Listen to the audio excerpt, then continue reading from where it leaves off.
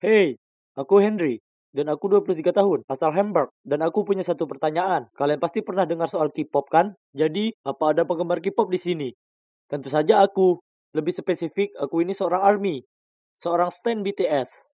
Oh, dan bagi mereka yang tak tahu, stan itu bahasa gaul kalau kau itu penggemar berat sesuatu. Oh ya, dengan bangga aku bisa katakan aku terobsesi dengan K-pop, dan itu adalah perjalanan yang menyenangkan. Tapi tak semua orang paham. Justru ini adalah cerita bagaimana orang memperlakukanku karena jadi fanboy. Dan itu cukup dramatis. Jadi, orang-orang selalu berpikir kalau kami menyukai K-pop karena idola itu berwajah ganteng. Tapi tidak hanya itu. Serius, aku bertaruh mereka yang benci K-pop, bahkan belum pernah mendengarkannya dengan baik. Jadi, kalian para pembenci K-pop, dengarkan aku. Dan aku akan mulai dengan menelusuri kembali ke awal momen yang mengubah hidupku. Saat pertama kali kutemukan K-pop, semua bermula saat teman sekelasku Chrissy menonton video media berjudul Dope selama istirahat kelas. Aku penasaran dan bergabung dengannya. Dan, oh man, aku tak pernah melihat sesuatu yang begitu luar biasa sebelumnya. Teknik kamera, koreografinya, sungguh menakjubkan. Aku tak bisa lupakan lagu itu dari kepalaku. Dan video itu sangat menyenangkan untuk ditonton. Video itu tak perlu cewek seksi atau mobil mewah untuk membuatnya menarik. Tapi murni bakat saja. Setelah itu, aku mulai mendengar lebih banyak K-pop dan menjadi stan. Tapi BTS akan jadi cinta sejatiku. Aku mencintai mereka dan aku tak keberatan membagikan apapun mengenai hal itu di Instagramku, yang juga membantuku berteman dengan banyak ARMY yang lain dari seluruh dunia. Kebanyakan cewek, tapi ada banyak cowok juga. Dan mereka sering mengirimiku pesan betapa mereka mengagumiku. Karena bersikap sangat terbuka akan kecintaanku terhadap K-pop, mereka berharap punya keberanian yang sama denganku. Kebanyakan dari mereka ditertawakan karena menyukai artis cowok Korea. Betapa konyolnya itu. Ini tahun 2021. Kita boleh suka siapapun yang kita mau. Dan kita tak seharusnya rahasiakan passion kita. Namun, aku benar-benar paham apa yang mereka rasakan. Aku pernah di posisi itu, dan itu sangat berat. Suatu kali saat di SMA, aku sedang sangat bersemangat menunjukkan pada Chrissy album BTS-ku yang terbaru. Kami menjerit dan memekik saat dengan hati-hati ku balik setiap halamannya seolah itu milikku yang paling berharga. Saat seorang penyuka olahraga lewat dengan kelompoknya dan berebutnya dari tanganku. Lalu dia berkata, majalah HBG apa ini? Bukannya mereka semua lakukan operasi plastik, ya kan? Kemudian anak lainnya mengatakan, kenapa kalian suka para cowok ini? Kalian ini gaya tahu apa? Kemudian mereka semua berjalan pergi sambil tertawa. Aku sangat marah. Aku ingin menendang mereka jauh dari planet bumi. Bahkan Google tak akan bisa menemukan mereka. Tapi aku tak bisa berbuat apa-apa. Mereka jauh lebih besar dariku dan akan menghancurkanku sampai lumat jika aku coba-coba. Jadi aku muncul dengan ide yang lebih baik. Aku mulai pergi ke gym. Aku ingin jadi kekar seperti Jungkook. Nanti aku tak akan takut lagi dengan pecundang manapun yang menggangguku dan teman-teman cowokku. Oh, dan ngomong-ngomong, aku ini bukan gay. Ibuku adalah hal lain yang harus dihadapi oleh kami para fanboy. Tak ada yang salah dengan menjadi gay, tapi mengasumsikan aku ini demikian hanya karena aku menyukai K-pop itu konyol. K-pop itu untuk siapa saja dan semua orang. Bagaimanapun setelah SMA, segala sesuatunya jadi lebih baik karena orang-orang di perguruan tinggi tidak usil. Kami semua sudah dewasa, dan kalian tak akan percaya betapa berototnya aku sekarang. Cewek-cewek mulai memperhatikanku, tapi hanya ada satu cewek yang kuperhatikan. Namanya adalah Kayla, dan dia sangat imut. Namun, ada satu masalah kecil sekali. Dan yang kumaksud kecil sekali ini, maksudku besar sekali. Dia tak suka K-pop. Pernah saat kami sedang belajar, dia duduk di dekatku dan bertanya dengan tersenyum, apa yang sedang kau dengarkan? Kemudian dia mengambil salah satu earphone-ku. Apa ini? Sejenis nyanyian mantra. Kemudian dia kembali membaca dengan pandangan jijik di wajahnya. Apa? Itu biasku. Rap Monster menyemburkan api. Aku tak tahu apa dia tak punya selera. Tapi kali ini kubiarkan saja. Karena aku tak ingin mempermasalahkannya di perpustakaan. Setelah semuanya makin buruk dan kebenciannya pada K-pop jadi makin jelas. Tiap kali kubicarakan soal itu, dia memutar matanya dan mengubah topik pembicaraan. Dan saat video musik keluar dan aku tak sabar menunjukkan padanya, dia terus saja melihat-lihat ponselnya dan mengabaikannya. Selain dari itu, dia selalu bersikap manis dan oleh karena itu kami terus berkencan. Tapi kami tak seharusnya demikian. Suatu kali, kami pergi jalan ke mall, dan itu merupakan hari yang cukup spesial bagiku, karena itu merupakan hari jadi debut BTS. Aku sangat bersemangat, dan bahkan mengenakan tas lempang BTS-ku dengan gantungan kunci koya untuk melengkapi penampilan. Kukira aku tampak keren, tapi Kayla tertawa terbahak-bahak saat melihatku dan mengatakan, ya Tuhan, kau meminjam tas adikmu atau bagaimana? Ku coba jelaskan padanya dan mengatakan, tidak, ini milikku, dan ini kesayanganku si Koya. Tapi dia langsung memotongku dan memutar matanya. Sembari dia katakan, kami akan terlambat nonton. Dia agak mematikan suasana hatiku. Tapi itu adalah hari BTS, jadi aku tak akan membiarkan apapun merusaknya. Kami sedang mengantri membeli popcorn. Saat ku rasakan seseorang menepuk bahuku, aku tak bisa tidak memperhatikan Koya milikmu. Apa mungkin kamu seorang ARMY? Aku menyelesaikan kalimatnya dengan jeritan. Kami berdua sangat bersemangat. Pada dasarnya kami berdua membicarakan omong kosong, yang kemungkinan hanya ARMY yang bisa memahami. Ternyata J-Hope adalah biasnya, dan namanya adalah Cry. Kemudian dia bahkan memberiku beberapa kartu foto yang baru saja dicetak. Aku sangat terhanyut dalam percakapan dengannya. sampai aku lupa Kayla ada di sana. Sampai Craig berkata padanya, "Oh hai, siapa biasmu? Mungkin aku punya beberapa kartu untukmu juga." Kayla nampak tersinggung dan berkata, "Kalian ini parah. Dasar seorang pecundang. Aku sudah muak dengan urusan K-pop ini." Kemudian dia berlalu pergi. Kami tertegun. Tapi ya sudahlah. Jika dia tak bisa menghargai hobiku dan mencintaiku apa adanya, ya sudah. Selamat tinggal Kayla. Setelahnya, Craig dan aku pergi ke kafe untuk membicarakan apapun soal BTS. Dan sampai hari itu, kami masih berteman baik. Dan aku beruntung dia menyelamatkanku dari mengecani cewek mengerikan itu lebih lama lagi. Setelah hubungan itu, aku memberi jeda pada kehidupan cintaku. Karena aku sibuk dengan video musik streaming, memberikan suara untuk BTS di acara penghargaan, dan mengikuti semua konten mereka. Selain belajar, aku sangat bahagia menjalani kehidupan kecilku sebagai fanboy. Tapi kemudian suatu hari semuanya berubah. Aku sedang berada di bus menuju kelas karena aku merasa kurang sehat untuk mengemudi setelah tak tidur menonton streaming siaran langsung BTS. Aku pasti tertidur karena hal berikutnya aku terbangun. Dan aku sedang bersandar di bahu seorang cewek. Dengan cepat aku minta maaf padanya dan dia hanya terkekeh. Kemudian kulihat dengan jelas. Dan ya ampun, tak pernah kutemui cewek secantik ini dalam hidupku. Dia itu bagai perpaduan semua anggota Blackpink. Untungnya, aku cukup pintar untuk menanyakan nomornya dan menawarkan untuk membelikannya minuman sebagai balasan karena hampir ngiler di bahunya. Setelah kelas, kami bertemu di Starbucks dan langsung dekat. Namanya Clara, dan dia sangat pintar dan cantik. Aku harus jadikan dia milikku, jadi kuputuskan untuk mengubah taktik sedikit. Aku akan menunggu sebentar sebelum memberitahunya kalau aku ini fanboy. Sebaliknya, aku fokus mencari tahu tentangnya terlebih dahulu dan memperjelas kalau aku menyukainya. Kemudian, saat yang tepat pun datang. Aku berbagi padanya tentang passionku pada K-pop. Tak lama kami jadi cukup serius dan melakukan apapun bersama. Dan akhirnya kurasakan momen itu tiba. Aku sedang mengantarnya pulang dan memutar daftar lagu K-popku. Yang membuatku terkejut, dia tampak tertarik dan menanyakan apa itu. Kukatakan padanya aku sangat menyukainya. Lalu dengan gugup aku bertanya padanya, "Apa kamu tak keberatan dengan ini?" Karena biasanya saat ku beritahu orang lain, mereka menertawakanku. Dia hanya tersenyum dan berkata, "Oke, sekarang giliranku." Kemudian dia memasang death metal yang hampir membuat bulu kuduku berdiri. Dia tertawa dan berkata, "Aku tahu apa yang kau rasakan. Death metal juga bukan selera semua orang. Tapi hey, kita boleh menyukai apapun yang kita inginkan, ya kan? Aku menghargai kalau kau suka K-pop." Ya ampun, mungkinkah Clara bisa lebih sempurna lagi? Aku tak sabar menunjukkan padanya kamarku juga. Tapi tak disangka, di malam aku mengundangnya ke rumah, wajahnya berubah saat dia melihat poster dan merchandise-ku. Kutunjukkan padanya koleksiku, bonekaku, foto-fotoku, tapi dia tersenyum dan menatapku. Kemudian dia meraih tanganku dan berkata, "Henry, ini sangat keren, tapi tidakkah kau berpikir ini agak berlebihan? Aku tahu kau sangat menyukainya, tapi mungkin kau sebaiknya mulai menggunakan uangmu untuk hal-hal yang berguna untuk masa depanmu juga." Kemudian dia memberitahuku dia ingin pulang. Tak bisa kupungkiri aku merasa terluka, tapi aku tahu dia adalah orang yang tepat untukku. Dan dia hanya butuh sedikit waktu untuk benar-benar memahami kalau ini lebih dari sekedar hobi bagiku. Jadi aku bertekad untuk membuatnya menyukai K-pop. Aku mulai mengirimnya lagu dan merekomendasikan beberapa acara Korea untuk ditonton. Pernah aku bahkan berpura-pura mengajaknya piknik, tapi membawanya ke festival ARMY. Clara ikut saja dengan semuanya, tapi dia masih belum terlalu tertarik. Kemudian datanglah berita terbaik. Kutemukan kalau BTS akan konser di London. Aku sangat putus asa untuk pergi dan cerita ke Clara tentang terbang ke sana untuk konser itu. Tapi dia berkata, "Henry, bukankah itu hari yang sama dengan kontes marketing kita? Akan ada para perekrut dan sebagainya di sana. Kau tak bisa melewatkannya. Ini adalah kesempatanmu untuk mendapatkan pekerjaan yang baik."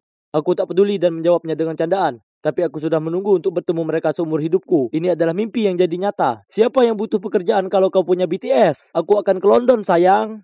Tapi Clara tidak tertawa.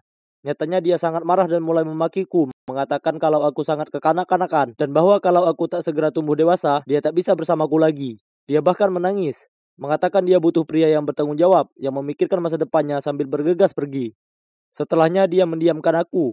Aku terjebak dalam sebuah dilema. Melihat BTS secara langsung adalah impianku. Tapi kenapa ini terasa begitu salah? Kuputuskan untuk menunggu beberapa hari untuk memikirkan semuanya. Dan pada akhirnya aku sadar akan ada konser-konser yang lain. Ya kan? Aku tak bisa melewatkan kontes itu. Maksudku, bagaimana lagi aku akan mendukung BTS tanpa uang? Aku memang butuh pekerjaan. Jadi, meskipun itu mematahkan hatiku sebagai fanboy, kukatakan pada Clara aku akan melewatkan konser itu kali ini dan pergi ke kontes. Clara langsung menyeringai dan berkata, "Sungguh, aku sangat bangga padamu, Henry." Lalu dia memberiku ciuman mesra, dan aku ingatkan diriku sendiri ini semua sepadan. Dan paling tidak, aku masih punya pacarku. Tapi tiba-tiba Clara mulai bicara lagi. "Henry, ada sesuatu yang perlu kukatakan padamu. Sebenarnya Profesor Geller sudah memberitahuku kontes itu ditunda sementara. Jadi ini hanyalah sebuah tes." Kemudian dia mengatakan dia hanya ingin lihat apa aku bisa menentukan prioritasku. Dia menyukai betapa antusiasnya aku terhadap K-pop, tapi semuanya butuh keseimbangan, dan dia ingin memastikan aku akan menganggap serius sisi lain dalam hidupku sama seriusnya seperti pada K-pop. Kemudian dia memberiku ponselnya dan berkata, "Lihat, itu adalah tiket BTS. Dia membelinya untukku." Aku sangat senang. Aku menitikkan air mata dan tak bisa berhenti memeluknya. Kukira itu adalah momen paling bahagia dalam hidupku. Tapi ternyata konser BTS itulah. Terutama bersama Clara di sampingku. Sekarang ini kami masih bersama. Dan coba tebak. Dia sekarang bias pada Jin. Serius, dia itu cewek sempurna bagiku. Dan aku tak sabar menghabiskan hidupku bersamanya. Jika di tahun 2031, kalian melihat sebuah keluarga terdiri dari 4 orang yang menjerit di konser BTS. Kemungkinannya itu adalah aku dan Clara serta anak kami di masa depan. Jangan malu, datanglah dan menyapa. Hai guys, aku ingin cerita pada kalian tentang musim panasku yang paling berkesan. Ceritanya termasuk rumah tanpa ada ortu, cewek impianku, dan rahasia besar adik kecilku, Silas. Sebenarnya, Silas tak ingin ceritakan soal itu ke kalian, tapi cerita ini terlalu lucu untuk kami simpan sendiri. Jadi tetaplah menyimak, biar ku ceritakan apa yang terjadi. Bayangkan adegannya, di sana aku sedang makan corn dog saat orang tua kami memberitahu mereka akan pergi liburan di hari jadi pernikahan mereka yang ke-20 tahun. Itu artinya aku akan berada di rumah sendiri seminggu lamanya. Di rumah peternakan kami yang dikelilingi ladang yang sangat luas. Kedengarannya hebat kan? Tapi tunggu. Bahkan lebih baik, karena teman-teman masa kecilku yang kini tinggal di luar kota juga kembali ke desa untuk liburan musim panas. Tentu saja orang tuaku mengizinkanku mengundang mereka ke sini. Sedekat itu keluarga kami. Ya Tuhan, aku belum bertemu Carl lebih dari setahun, dan adik perempuannya Eli juga. Yap, tak ingin kukatakan aku naksir sekali pada adik sahabatku, tapi begitulah. Pokoknya, ini akan jadi surga musim panas. Tapi kalian tahu, manusia berencana, Tuhan menentukan. Ternyata orang tuaku tak mengajak Silas bersama mereka, karena mereka pikir aku sudah cukup besar untuk menjaga adikku. Ah, sungguh mengecewakan. Bagaimana bisa aku membuat Eli terkesan jika ada anak kecil pengeluh yang harus kujaga? Aku harus berpikir cepat. Jadi segera setelah kami lambaikan tangan melepas orang tuaku, kuberikan PS4 milikku dan berkata, "Silas, kau boleh memainkannya hanya jika kau janji lakukan apa yang kuminta dan tak menggangguku." Tentu saja dia setuju, maksudku, anak 8 tahun mana yang tak ingin main Fortnite? Sesekali ku periksa dia, dan ku berikan jus dan cemilan. Selain itu, aku punya banyak waktu luang untuk kuhabiskan nongkrong bersama Carl dan Ellie. Semua berjalan lancar untuk beberapa hari pertama, dan tak ada yang menandingi berada dekat sahabatmu dan gebetanmu seharian lamanya. Wah, aku tak bisa melepaskan pandanganku dari Ellie. Dia sepertinya jadi makin cantik. Kemudian di suatu malam kami duduk-duduk di luar memandangi bintang. Itu sungguh romantis, terutama saat Carl menganggapnya membosankan dan meninggalkan kami berdua. Aku hendak melakukan trik menguap dan merentangkan tanganku untuk merangkul bahu Ellie. Seketika Silas muncul dan menyusup di antara kami. Kupelototi dia. Dengan gigi berkatup, aku bertanya padanya apa yang dia mau. Dia hanya mengangkat bahu dan berkata, "Edward, sekarang aku bosan dengan permainan itu. Aku mau es krim." Ellie tertawa. Kemudian mereka berdua turun untuk mengambilnya. Apa? Beraninya si culun kecil ini mengacaukan pendekatanku yang mulus. Dasar perusak suasana. Aku perlu cari trik baru untuk menangani anak yang menjengkelkan ini. Jadi keesokan harinya, ku bilang pada Silas kalau dia ingin mengunduh permainan baru pilihannya, dia harus ke ladang dan mencari tongkol jagung dengan jumlah persis 200 biji di dalamnya. Dia terlihat ingin menangis, tapi dia pergi menuju ladang. Oh, betapa pintarnya aku mengirim adik kecilku untuk upaya yang sia-sia. Kuharap dia akan menyerah setelah beberapa jam, tapi tidak. Dia ada di sana dan mencarinya seharian. Dia bahkan berhasil menyeret Carl untuk membantunya. Pada akhirnya, dia masih tetap harus pergi dengan tangan kosong. Bagaimanapun, aku harus berterima kasih pada adik bodohku ini karena membantuku menghabiskan soreku yang indah bersama Ellie. Malam itu, kami semua duduk bersama di ruang tamu dan berbagi cerita hantu yang seram. Kuharap Ellie akan ketakutan sampai dia meringkuk di pangkuanku untuk berlindung. Jadi kuceritakan pada mereka tentang rumah kosong, yang termasuk properti keluarga kami. Kakekku dulu tinggal di sana, tapi sekarang sudah terbengkalai lebih dari 40 tahun lamanya. Ada banyak rumor tentang rumah itu berhantu. Seorang petani cerita, dia melihat hantu wanita di dekat jendela, tapi dia lenyap di udara. Dan orang lain berkata, mereka melihat sosok seram melayang-layang keluar rumah dan mengejar mereka. Ellie terkekeh lalu berkata, "Oh, seram. Sebaiknya kita memeriksanya." Apa? Bukan ini yang kubayangkan di pikiranku. Nyatanya, dia tak tampak takut sama sekali. Aku tak ingin pergi ke sana. Rumah itu tua dan seram. Memikirkannya saja sudah membuatku takut. Untung bagiku, Sila sangat tidak menyarankan kami dengan mengatakan bahwa dia mendengar ada yang menangis di rumah itu. Dan orang tua kami tidak mengizinkan kami ke sana. Dan kemudian entah dari mana, aku merasakan angin dingin berembus ke arahku dengan suara tiupan, membuat bulu kuduku berdiri. Dan boom! Lampunya mati. Seluruh ruangan menjadi gelap. Semua orang bingung. Apa yang sedang terjadi? Aku tak mau mati sekarang. Tidak sebelum aku sempat memberitahu gebetanku bagaimana perasaanku. Aku sedang terhanyut dalam hayalan menakutkan. Saat lampunya menyala kembali, semua orang langsung tertawa. Ya Tuhan, kudapati diriku duduk di pangkuan Eli dengan kepala di antara kedua tanganku. Rupanya adik kecilku yang jahil, yang ternyata sengaja mematikan lampunya untuk iseng. Sungguh memalukan. Ya sudahlah, setidaknya Eli berubah pikiran soal ingin memeriksa rumah itu. Tapi beberapa hari kemudian, hal-hal aneh mulai terjadi. Aku pergi mengambil cemilan dari simpanan rahasiaku di bawah tempat tidur. Tapi apa ini? Semua coklat batangan Snickers itu hilang. Itu tak mungkin Silas, karena dia benci coklat Snickers. Ya kan? Kemudian saat kami menonton film, Ellie mulai menggigil. Jadi sebagai cowok yang mengagumkan, aku pergi mengambil selimut untuknya. Tapi semua selimutnya hilang. Saat aku kembali dan memberitahu Kar dan Ellie soal itu, Ellie bilang itu aneh, karena kapan hari dia tidak bisa temukan piyamanya. Dan sebotol Gatorade Kar juga hilang. Jadi, apa benar ada hantu di rumahku? Dan untuk adikku, dia bertingkah seolah dia dihantui. Dia jarang berbicara lagi, dan selama 3 hari berturut-turut, tepat di jam 6 sore, dia menghilang dari rumah selama berjam-jam.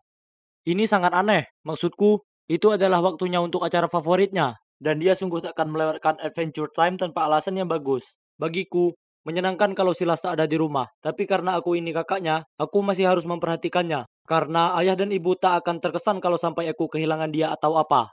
Malam itu secara misterius dia menghilang lagi. Aku agak curiga, jadi aku pergi mencari Silas, tapi tak bisa kutemukan dimanapun. Panik, aku lari di sekitaran taman memanggil namanya. Akhirnya, aku merasa ada tangan menepuk bahuku. Aku sangat gelisah. Aku berbalik dan melihat Silas berdiri di sana. Aku membentaknya, "Kamu tak bisa kabur begitu saja tanpa pamit. Dari mana kamu tadi?" Tapi dengan tenang Silas menjawab, "Memangnya kenapa? Ini urusanku, bukan urusanmu." Kemudian dia langsung berlari masuk. Dia pasti sedang bercanda denganku. Baiklah kalau begitu, jika dia mau main rahasia-rahasiaan, maka aku juga tak keberatan jadi detektif. Aku harus mencari tahu. Aku mengumpulkan Ellie dan Carl, dan menyusun rencana jenius. Keesokan harinya saat makan siang, sesuai rencana Silas masuk ke dapur dan semuanya sudah disiapkan. Aku menempatkan toples berisi permen yang mencolok di atas meja, dan seperti yang diperkirakan, Silas langsung mengambil segenggam penuh dan memasukkannya ke dalam mulut. Oh, lihatlah wajah bahagianya. Dia tak tahu apa yang kupersiapkan untuknya. Tepat setelah itu, kami masuk ke ruangan. Tak ingin ketahuan makan sembunyi-sembunyi, Silas dengan cepat sembunyi di bawah meja, dan tentu saja kami pura-pura tidak tahu dia ada di sana. Kemudian aku mengangkat toples itu dan berkata, "Teman-teman, coba tebak, aku memesan pil ini online. Ini permen tak terlihat yang legendaris itu, yang membuat mustahil untuk orang lain melihatku." Carl berakting terkejut. "Tak dapat dipercaya. Bagaimana kau mendapatkannya? Kudengar ini sangat populer, sampai terjual habis di mana-mana." Kemudian Eli bertanya padaku, "Berapa lama kami bisa menghilang jika memakan permen ini?" Ku jawab, "Kurasa jika kita hanya memakan 4-5 permen, kita bisa menghilang selama 45 menit." Kami melanjutkan sandiwara kami, lalu aku berkata agar meninggalkan toples itu di sini. Jadi besok kami bisa menjahili semua orang dengan kekuatan super baru kami. Aku mengedip dan semua mengangguk. "Sekarang kemana Silas pergi lagi?" Aku bertanya dan semua menggelengkan kepala. Lalu ku ambil sebuah apel dan dengan sengaja menjatuhkannya ke lantai. Kemudian langsung mengintip ke bawah meja untuk mencarinya. Sementara berpura-pura tidak melihat Silas di bawah meja. Dia tampak sungguh takjub dan berusaha tak mengeluarkan suara. Sekarang Silas mengira dia benar-benar tak terlihat. Dia merangkak keluar, kemudian melakukan beberapa hal lucu di depan kami. Dari mulai menari, menggoyangkan pantatnya, dan jungkir balik di ruangan. Sangatlah sulit menjaga ekspresi dan mengabaikannya. Kemudian di jam 6 sore, Silas pergi dari rumah dengan memakai ransel. Tapi karena dia mengira dia tak terlihat, dia langsung berlari melewati kami tanpa ragu. Dan tak lupa menjulurkan lidahnya keluar ke arahku sebelum pergi. Si idiot ini. Kami mengikutinya, dan coba tebak, dia pergi ke rumah kosong itu. Kami sembunyi di balik pohon untuk melihat, dan tiba-tiba pintunya berdiri terbuka. Aku sedikit takut, jadi aku bergelayut ke tangan Ellie. Seseorang berlari ke arahnya, seorang gadis kecil. Oh tidak, itu adalah hantu. Ellie berkata, "Ya Tuhan, dia memakai pakaianku." Kulihat lebih dekat dan menyadari dia bukanlah hantu, tapi nyatanya itu gadis sungguhan. Jadi Silas menyembunyikan gadis kecil di rumah kosong kami. Dan itulah kenapa dia terus memberitahu kami agar tak datang ke sini. Karena Silas mengira dia tak terlihat, dia terus mengelilingnya dan berkata, "Kau tak bisa lihat aku kan?" Dia kelihatan lucu sekali, karena gadis kecil itu terlalu bingung untuk mengerti apapun. Dan tepat saat itu kami menerobos masuk dan berteriak, "Kena kau!" Wah, wah, lihat siapa pemuda dewasa yang menyembunyikan pacarnya di sini. Aku menarik ransel Silas, yang berisi coklat Snickers, dan beberapa barang yang hilang. Silas terkejut dan terngangap. Itu tak seperti yang kau lihat." Gadis kecil itu menangis dan berkata, "Aku Sally, aku tersesat, jadi Silas menolongku." Silas berkata bahwa dia bertemu Sally suatu hari di ladang jagung. Dia sendirian dan lapar, jadi dia membawanya ke sini dan merawatnya. Dia tak berani cerita pada kami, karena dia takut kalau kami akan menertawakannya. Oh, aku tak mengira kalau adikku yang biasanya bodoh ini bisa berbuat kebaikan. Jadi kupeluk mereka dan berkata, "Aku tak menyalahkan siapapun. Silas, kau sudah melakukan yang sangat baik. Dan Sally, kau akan aman di sini. Bawa dia ke rumah kita dan aku akan menelpon seseorang untuk bantuan." Untungnya polisi berkata bahwa mereka juga sedang mencari anak yang hilang. Dan keesokan harinya, Sally bertemu dengan kedua orang tuanya. Ternyata dia tadinya berada di stasiun kereta api yang padat dan akhirnya tersesat. Karena bingung, dia mengikuti pria yang memakai kemeja yang sama seperti ayahnya. Dan itulah bagaimana akhirnya dia tersesat ke ladang kami. Ya, adikku itu terkadang suka mengganggu, tapi dia anak yang baik dengan hati yang lembut. Sejak saat itu kami makin dekat, dan kugunakan tabunganku untuk menghadiahi adikku sebuah konsol khusus untuknya. Sedangkan aku dan Eli, nah, kita sebut saja hubungan kami masih sebatas pertemanan untuk saat ini. Tapi Carl mungkin sudah tahu, dan dia kelihatannya biasa saja. Jadi beri saja aku waktu, dan doakan aku berhasil. Hai teman-teman, aku Sam, dan ada cerita gila yang mau aku ceritakan ke kalian semua. Tapi, pertama-tama, izinkan aku menanyakan ini. Pernahkah kamu berpura-pura menjadi gay agar bisa dekat dengan seorang cewek? Tidak usah membersihkan telingamu, kamu tidak salah dengar. Gila ya? Baiklah, belilah popcorn dan lanjutkan menonton. Karena aku akan menceritakan semuanya kepada kalian. Semua dimulai dengan pacar masa kecilku Janet. Kami bersama selama 9 tahun, dan telah hidup bersama selama 4 tahun. Pertanyaan paling umum yang dilontarkan teman dan keluarga kita kepadaku adalah, kenapa kamu belum melamar? Aku selalu melontarkan lelucon tentang hal itu, dan mengatakan sesuatu seperti, semuanya ada pada waktunya. Tapi sebenarnya kami berdua masih sangat muda dan aku belum merasa siap untuk mengambil risiko itu. Tapi yang pasti, kami akan menikah pada akhirnya. Lalu, suatu hari di tempat kerja, aku dan tim mendapat pujian tinggi atas proyek besar yang berhasil kami kerjakan. Untuk merayakannya, aku mengundang mereka ke rumahku untuk merayakan istirahat makan siang pizza. Aku tahu Janet bekerja dari rumah, tetapi menurutku dia tidak keberatan. Maksudku, siapa yang tidak mau makan pizza? Aku mengajak rekan-rekanku ke tempatku sambil berkata, "Hai sayang, aku pulang." Kemudian kakiku tersangkut sesuatu, dan aku hampir terjatuh. Aku mengulurkan tangan untuk membebaskan diri dan mengangkat bra. Saat itulah aku melihat ada bekas pakaian berserakan di lantai. Lalu aku mendengar suara erangan datang dari kamar tidur. Ya Tuhan, tolong jangan. Jika dia melakukan apa yang kupikirkan, aku akan membanting kepalaku ke dinding. Dan coba tebak, aku masuk ke kamar tidur dan di sana ada Janet. Di tempat tidur kami bersama cowok lain. Mereka begitu sibuk sehingga mereka bahkan tidak memperhatikanku. Jadi aku terbatuk keras untuk menarik perhatian mereka. Dia kelihatan sangat kaget, lalu tergagap. "Sam, apa yang kamu lakukan di sini? Apakah kamu tidak bekerja?" Wow, cewek ini bahkan berani menanyaiku. Aku menjawab, "Oh, sekarang kamu tiba-tiba peduli padaku. Bukankah akulah yang seharusnya bertanya, apa yang kalian lakukan? Aku tidak percaya ini." Kemudian aku keluar dari sana dan kembali ke ruang tamu di mana semua rekanku berdiri di sana sambil melongo ke arahku. Oh tidak, aku sudah melupakan mereka. Aku mencoba untuk tetap tenang saat aku dengan sopan meminta mereka pergi, dan juga mengatakan kalau aku mungkin akan sedikit terlambat untuk kembali bekerja. Kemudian cowok itu muncul dan mulai mengambil pakaiannya dari lantai. Aku sangat marah. Aku mengambil celananya dan salah satu sepatu ketsnya dan membuangnya ke tempat sampah. Bersenang-senanglah mencium bau sampah sepanjang hari. Brengsek. Setelah dia pergi, aku bertanya pada Janet kenapa dia melakukan itu. Tapi dia tidak menunjukkan tanda-tanda rasa bersalah atau malu. Dia hanya duduk di sana sambil berpikir bahwa dia sudah menungguku untuk melamar selama bertahun-tahun, tapi aku tidak pernah melakukannya. Usianya tidak bertambah muda, dan dia merasa seperti menyia-nyiakan hidupnya dengan seseorang yang sepertinya tidak bisa berkomitmen penuh padanya. Apa? Ini tidak masuk akal. Tentu saja, aku berencana melamar. Maksudku, mungkin dalam 1 atau 2 tahun, dia cuma perlu menunggu. Tapi tidak, dia malah berselingkuh dengan cowok yang bahkan tidak terlihat selevel denganku. Maksudku, ayolah, setidaknya pilih seseorang yang mirip Kapten Amerika, maka itu akan menjadi kompetisi yang adil. Tentu saja, Janet dan aku putus setelah itu. Syukurlah aku tahu dia penipu sebelum aku benar-benar menikahinya. Sungguh beruntung bisa lolos darinya. Phew. Oke, siapa yang aku coba bercanda? Kenyataannya adalah aku patah hati. Dan yang lebih parah lagi, semua orang di tempat kerja tahu apa yang telah dia lakukan. Satu-satunya hal yang membuat aku terus maju adalah malam-malam yang diisi es krim dengan menonton film horor murahan. Pada suatu malam, beberapa teman cowokku muncul dan bersikeras mengajakku keluar. Aku tidak ingin pergi kemanapun, tetapi teman-temanku tidak menerima jawaban tidak. Tak lama kemudian, aku berada di bar sambil minum bir dan mendengarkan teman gayku bercerita tentang betapa hebatnya pacarnya. Kalau dipikir-pikir, mungkin dia ada benarnya. Cewek itu suka memerintah, mengontrol, dan selalu tampak terburu-buru untuk mencapai tonggak kehidupan. Tapi cowok tidak seperti itu. Tiba-tiba aku punya ide. Aku sangat muak dengan cewek, tapi kenyataannya aku kesepian. Jadi, kenapa aku tidak mencoba berkencan dengan seorang cowok? Ya, aku tahu itu kedengaran gila, tapi terserahlah. Siapa tahu mungkin aku benar-benar gay dan ditakdirkan untuk bersama seorang cowok.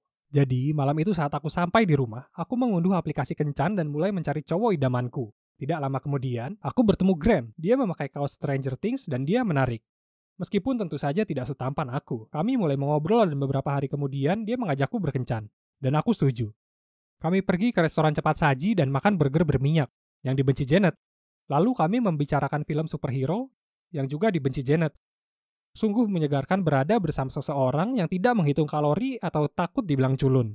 Aku berjalan pulang dengan perasaan positif, tetapi saat aku melewati kafe bubble tea, sesuatu jatuh di udara dan membasahiku. Apa-apaan? Dan apa yang kurasakan? Itu sangat manis. Aku melihat diriku sendiri dan apakah itu bubble tea? Aku tidak percaya. Seseorang baru saja melemparkan secangkir bubble tea ke kepalaku. Aku melihat sekelilingku untuk mencari pelakunya. Saat itulah aku melihat seorang cewek yang tampak kaget berlari ke arahku. Dia menggumamkan sesuatu tentang rasa bersalahnya dan bagaimana dia mengincar pacarnya tapi gagal. Saat ini suasana hatiku sedang buruk, jadi aku berkata padanya, "Hei, bidikanmu jelek." Lalu aku pergi. Astaga, yang dilakukan semua cewek membuatku kesal. Aku sudah selesai dengan mereka. Jadi, ketika Grant mengajakku berkencan lagi, aku menjawab iya. Kami berakhir di sebuah kafe sehingga kami bisa mengobrol sedikit. Tiba-tiba Grant mengulurkan tangan dan meraih tanganku. Ya Tuhan, apa yang harus kulakukan? Tarik tanganku kembali? Tapi itu tidak sopan. Yang aku mau hanyalah segera keluar dari dilema ini. Jadi aku mengoceh tentang mengingat aku harus bertemu orang tuaku. Lalu aku segera keluar dari sana. Oke, jadi aku mendapat pencerahan. Aku 100% bukan gay.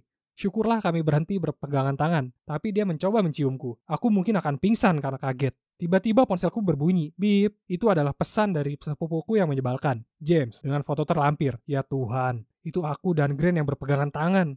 Kenapa aku tidak menyadari kalau James berada di kafe yang sama dengan kita? Pesannya berbunyi, berikan koleksi action figure Avengersmu atau aku kirimkan ini ke orang tuamu. Apa? Bukankah dia punya hal yang lebih baik untuk dilakukan selain memerasku? Tidak mungkin aku akan memberinya koleksi berhargaku. Jika aku melihatnya, aku bahkan akan memukul kepalanya karena tindakan kekanak-kanakan ini. Aku mengabaikan ancaman kosongnya. Si idiot itu tidak bisa membuatku takut. Aku memutuskan kalau aku perlu istirahat dari berkencan. Mungkin aku memerlukan hobi baru seperti membaca. Ya, membaca akan menjadi cara yang bagus untuk mengalihkan perhatian. Jadi, keesokan harinya aku pergi ke toko buku dan tiba-tiba aku melihat Janet. Oh, bagus. Apa yang dilakukan di sini?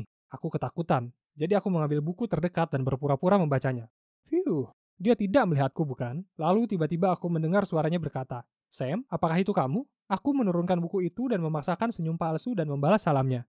Lalu dia menunjuk ke buku yang aku pegang dan berkata, "Apa itu untuk keponakanmu?" Melihatnya membuatku bingung. Jadi aku bergumam, Tidak, ini untukku." Dia menatapku dengan aneh lalu berkata, "Oh, aku tidak sadar kamu menyukai novel semacam itu." "Apa?" Aku melihat buku yang kupegang.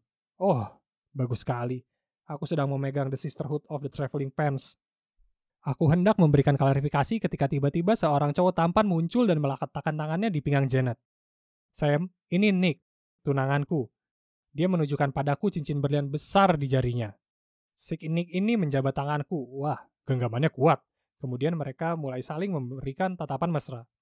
Ini isyaratku untuk pergi. Jadi aku meletakkan buku itu, mengucapkan selamat tinggal, dan bergegas keluar dari sana. Hebat. Janet mendapatkan cowok lain dan aku merasa seperti pecundang. Aku perlu menjernihkan pikiran, jadi aku berjalan-jalan dan menemukan diriku berada di danau tempat aku dan Janet pergi kencan pertama kami. Saat berdiri di sana, aku ingat bagaimana seekor merpati buang air besar di jaketnya, dan aku tertawa terbahak-bahak hingga tersandung dan menjatuhkan ponselku ke danau. Ah, masa lalu yang indah. Ingatanku terputus oleh suara isak tangis seseorang. Saat itulah aku melihat seorang cewek menangis sedang duduk di tepi danau. Tiba-tiba dia berdiri dan sepertinya dia akan melompat. Karena panik, aku berlari ke arahnya dan meraih lengannya untuk menghentikannya. Dia begitu kaget sehingga dia meninju wajahku. Hidungku berdarah dan mulutku bengkak seperti habis disengat segerombolan lebah. Aku berteriak, "Apa-apaan ini?" Dan menatap cewek itu dengan tatapan kotor. Ya Tuhan, jangan dia lagi. Itu adalah cewek pembuat bubble tea. Ada apa dengan aku dan cewek ini? Dia benar-benar berita buruk. Setiap kali kita bertemu, aku akhirnya dipukul. Aku minta maaf tapi tubuhku tidak bisa menahan semua itu lagi. Dan sepertinya dia juga mengenaliku. Jadi dia langsung meminta maaf dan bertanya apakah aku baik-baik saja. Aku sangat marah, jadi aku berteriak padanya. Tidak, aku tidak baik-baik saja. Dan menurutmu apa yang sedang kamu lakukan? Seburuk apapun masalahmu, jangan pernah melakukan hal egois seperti itu. Apakah kamu benar-benar ingin meninggalkan dunia ini? Gadis itu menatapku dengan aneh dan berkata, "Hah? Apa yang kamu bicarakan?" Ternyata itu semua hanyalah kesalahpahaman. Dia tidak mencoba melompat ke danau. Dia hanya ingin membuang cincin pemberian pacarnya. Ups. Dia bercerita padaku bagaimana dia memergoki suaminya berselingkuh di pesta ulang tahunnya. Bersama sepupunya. Aduh, kupikir mantanku adalah yang terburuk. Tapi mantannya terdengar seperti orang paling brengsek yang pernah ada. Kami mengambil minuman, bukan bubble tea, dan juga di tepi danau dan mengobrol sebentar. Ternyata dia benar. Maksudku, dia cukup imut dan lucu. Dan pahlawan super favoritnya adalah Black Widow. Maksudku dia adalah pilihan yang tepat. Dan, oh tidak, aku kira aku mungkin menyukainya. Saat kami mengucapkan selamat tinggal, dia sudah berhenti menangis dan mulai tersenyum. Jadi, itu berarti dia juga menyukaiku, bukan? Saat aku berjalan pulang, aku menyadari sesuatu. Aku lupa mendapatkan nomor teleponnya. Ya ampun, aku sangat bodoh. Dan bahkan namanya pun masih menjadi misteri. Maksudku, dia tidak benar-benar dipanggil gadis bubble tea. Jadi aku bahkan tidak bisa mencarinya. Kerja bagus sekali, Semi Boy. Jadi, apakah kalian tidak penasaran apakah aku akan mengetahui namanya? Nantikan bagian selanjutnya, keseruannya masih terus berlanjut.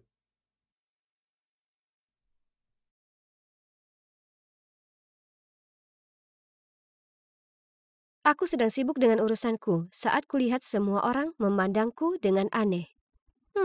Apa yang salah? Aku menoleh ke pojokan dan melihat Cynthia dan pengikutnya menutupi lokerku. Oh, hebat. Itu dia, cewek yang tertarik dengan pria tua.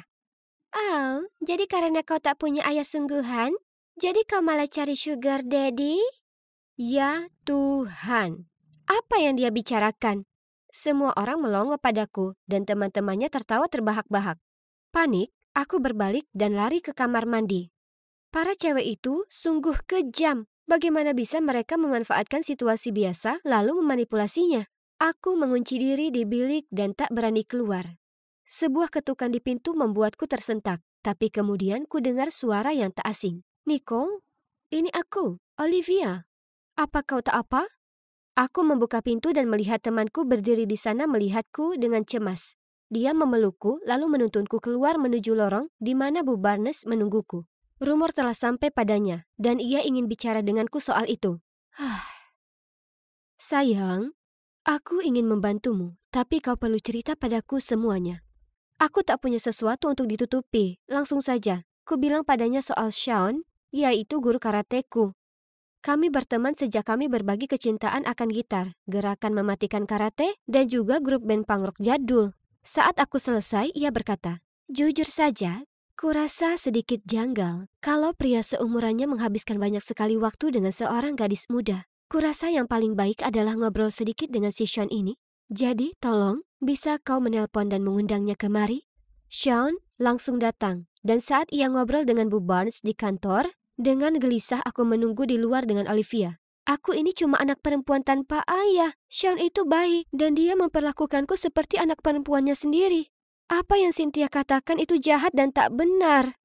Jangan khawatir, tak seorang pun percaya Cynthia. Mereka semua tahu seperti apa dia. Beberapa saat kemudian, Sean keluar dari kantor. Dia menggaruk kepalanya sambil menyuruhku pamit ke Bu Barnes dan Olivia karena dia akan mengantarku pulang.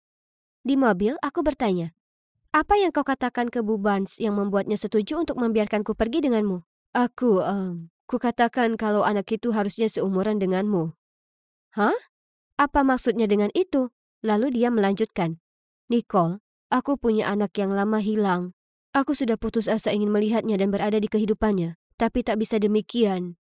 Lalu aku bertemu denganmu, dan aku merasakan ikatan denganmu seolah kau ini anakku sendiri." Mendengarnya, aku langsung bertanya, "Sean, apa kau mau jadi ayahku?" Ia memberiku tatapan tercengang, jadi dengan bersemangat aku melanjutkan, "Maksudku, kau kan lajang, betul? Begitu juga ibuku. Kenapa kalian berdua tak bertemu dan berkencan? Dicoba dulu saja, please." Wah, kalau Sean itu ayahku, hidupku akan luar biasa. Aku tersenyum lebar melihatnya heran. Dalam kepalaku, aku mulai merencanakan kencan pertama mereka.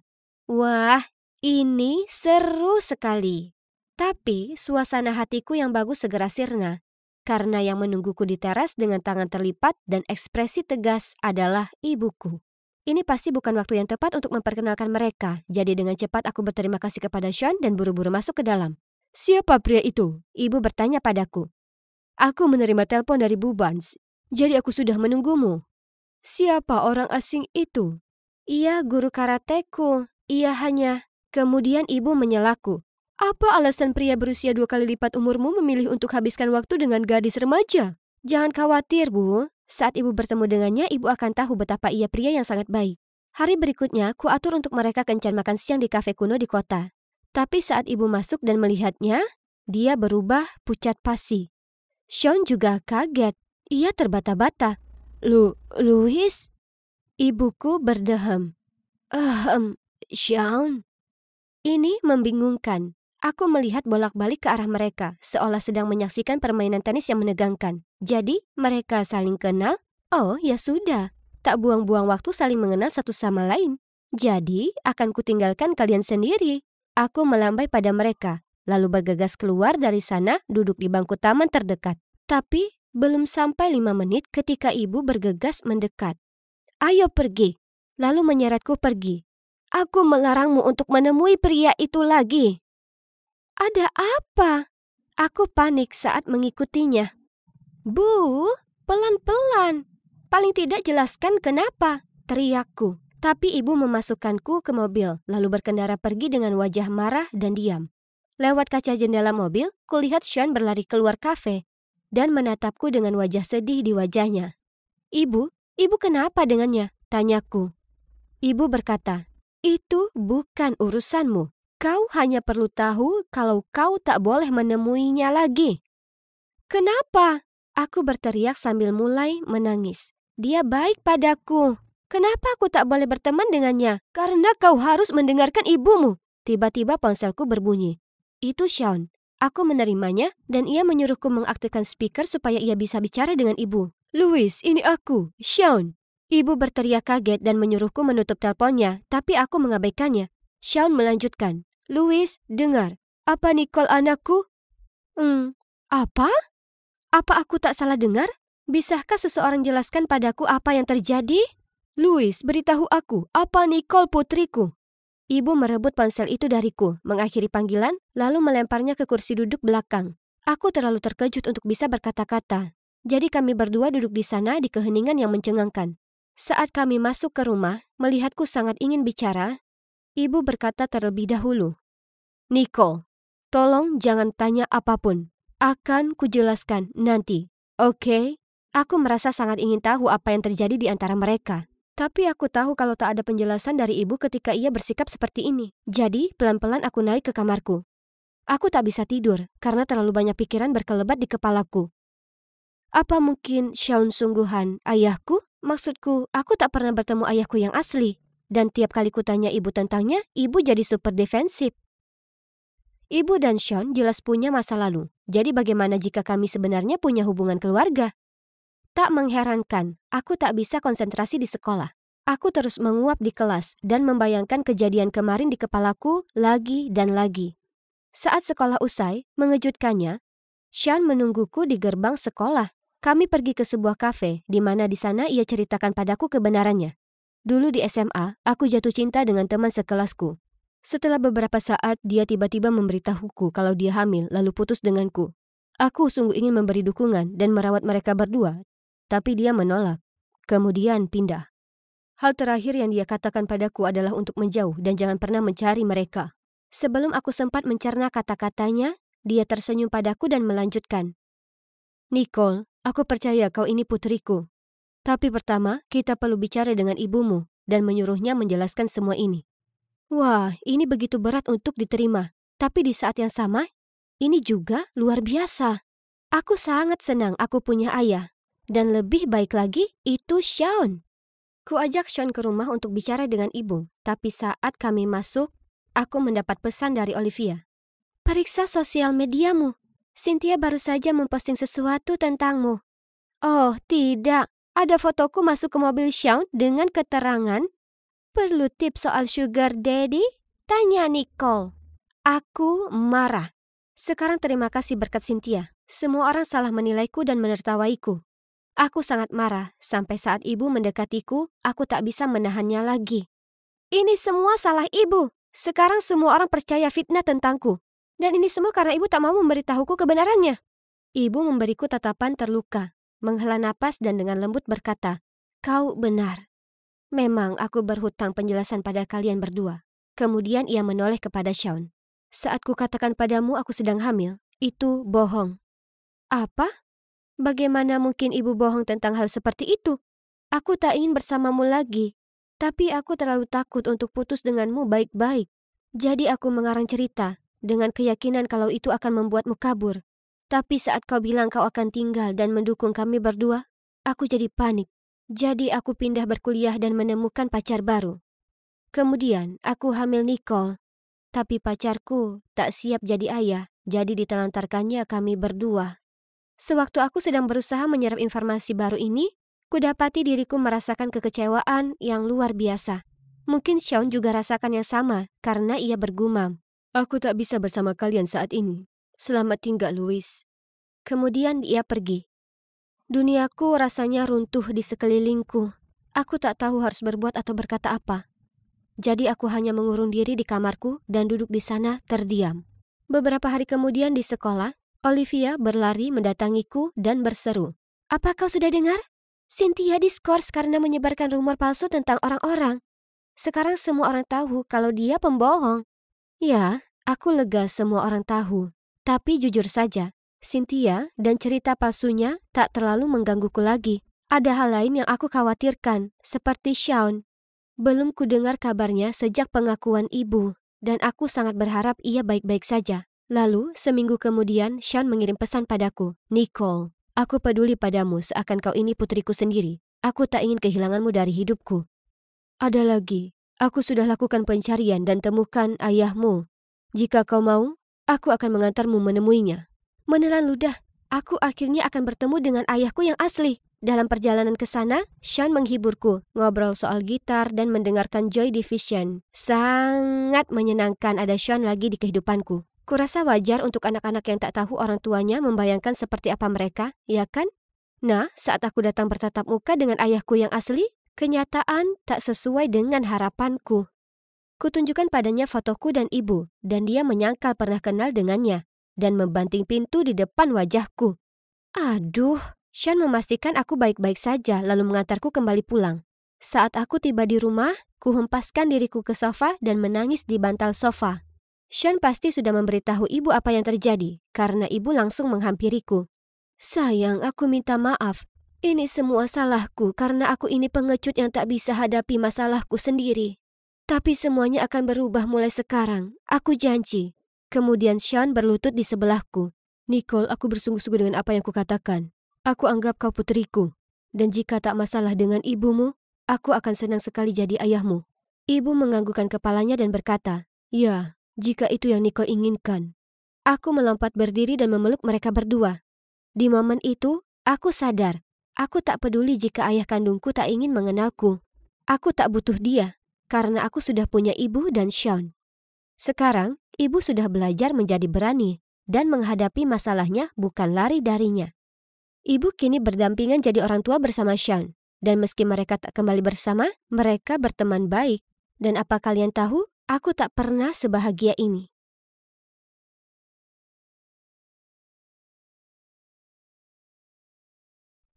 Aku sangat gugup. Asal kalian tahu, ini hari pertamaku sekolah. Seumur hidup.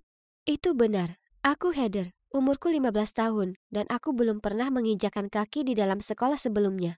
Ini karena ayahku seorang ilmuwan dan ibuku adalah penulis, jadi mereka sangat peduli dengan pendidikanku. Dan khawatir kalau SD dan SMP di kota kami tak cukup baik, jadi ibu memberiku homeschooling. Jujur, itu menyenangkan. Aku sangat menikmati belajar segala jenis topik yang berbeda, terutama sastra. Tapi kemudian ketika aku nonton acara TV tentang SMA seperti The Kissing Booth atau High School Musical, kurasakan nyeri di dadaku. Aku melewatkan begitu banyak hal seperti berteman dan ngobrol dengan cowok. Aku putus asa ingin miliki apa yang dipunyai cewek-cewek di TV itu.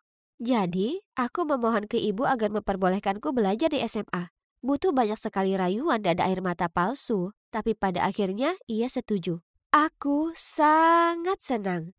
Akhirnya, akan kudapat pengalaman sekolah secara langsung, bukan menjalaninya lewat karakter TV favoritku. Oh ya Tuhanku, apa yang sebaiknya kupakai? Apa yang akan kubicarakan? Bagaimana caraku berteman? Ini sungguh terjadi. Aku hampir tak bisa tidur kemarin malam. Dan sebaliknya, kugunakan sepanjang malam mempersiapkan diri. Ini merupakan babak penting di hidupku. Jadi, inilah aku sedang berjalan menuju ke stasiun bus. Wah, belum pernah kulihat ada begitu banyak orang-orang seumuranku sebelumnya. Ini bagai mimpi yang jadi nyata. Kulihat tempat duduk kosong di samping cewek ini. Jadi aku jalan mendekat sambil tersenyum. Permisi, bisakah aku duduk di sini? Cewek itu menatapku ke atas dan ke bawah, memutar matanya, lalu meletakkan tasnya di tempat duduk itu. Maaf, sudah ditempati.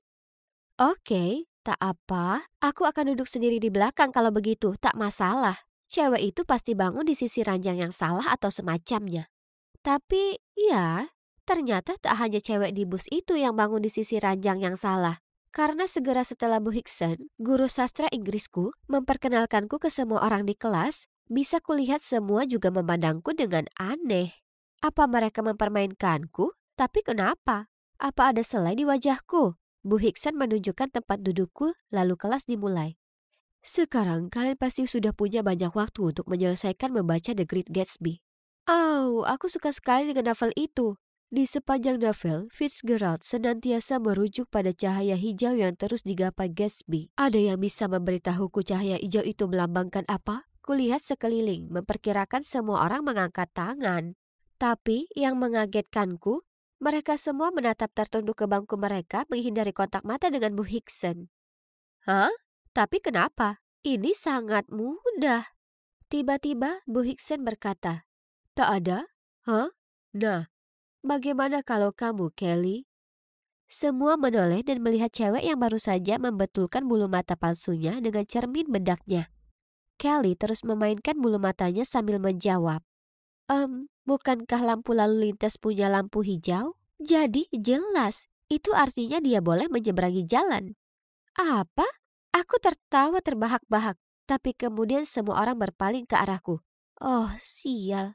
Kenapa hanya aku satu-satunya yang tertawa? Maksudku, jawabannya sangat menggelikan. Bu Hickson berjalan ke arahku. Oh, tidak. Apa aku dalam masalah? Heather kelihatannya satu-satunya orang di sini yang paham kenapa jawaban Kelly itu konyol. Bisakah kau jelaskan ini pada teman sekelasmu? Warna hijau sendiri menggambarkan ide keserakahan dan uang sebagai simbol ketertarikan Gatsby terhadap Daisy.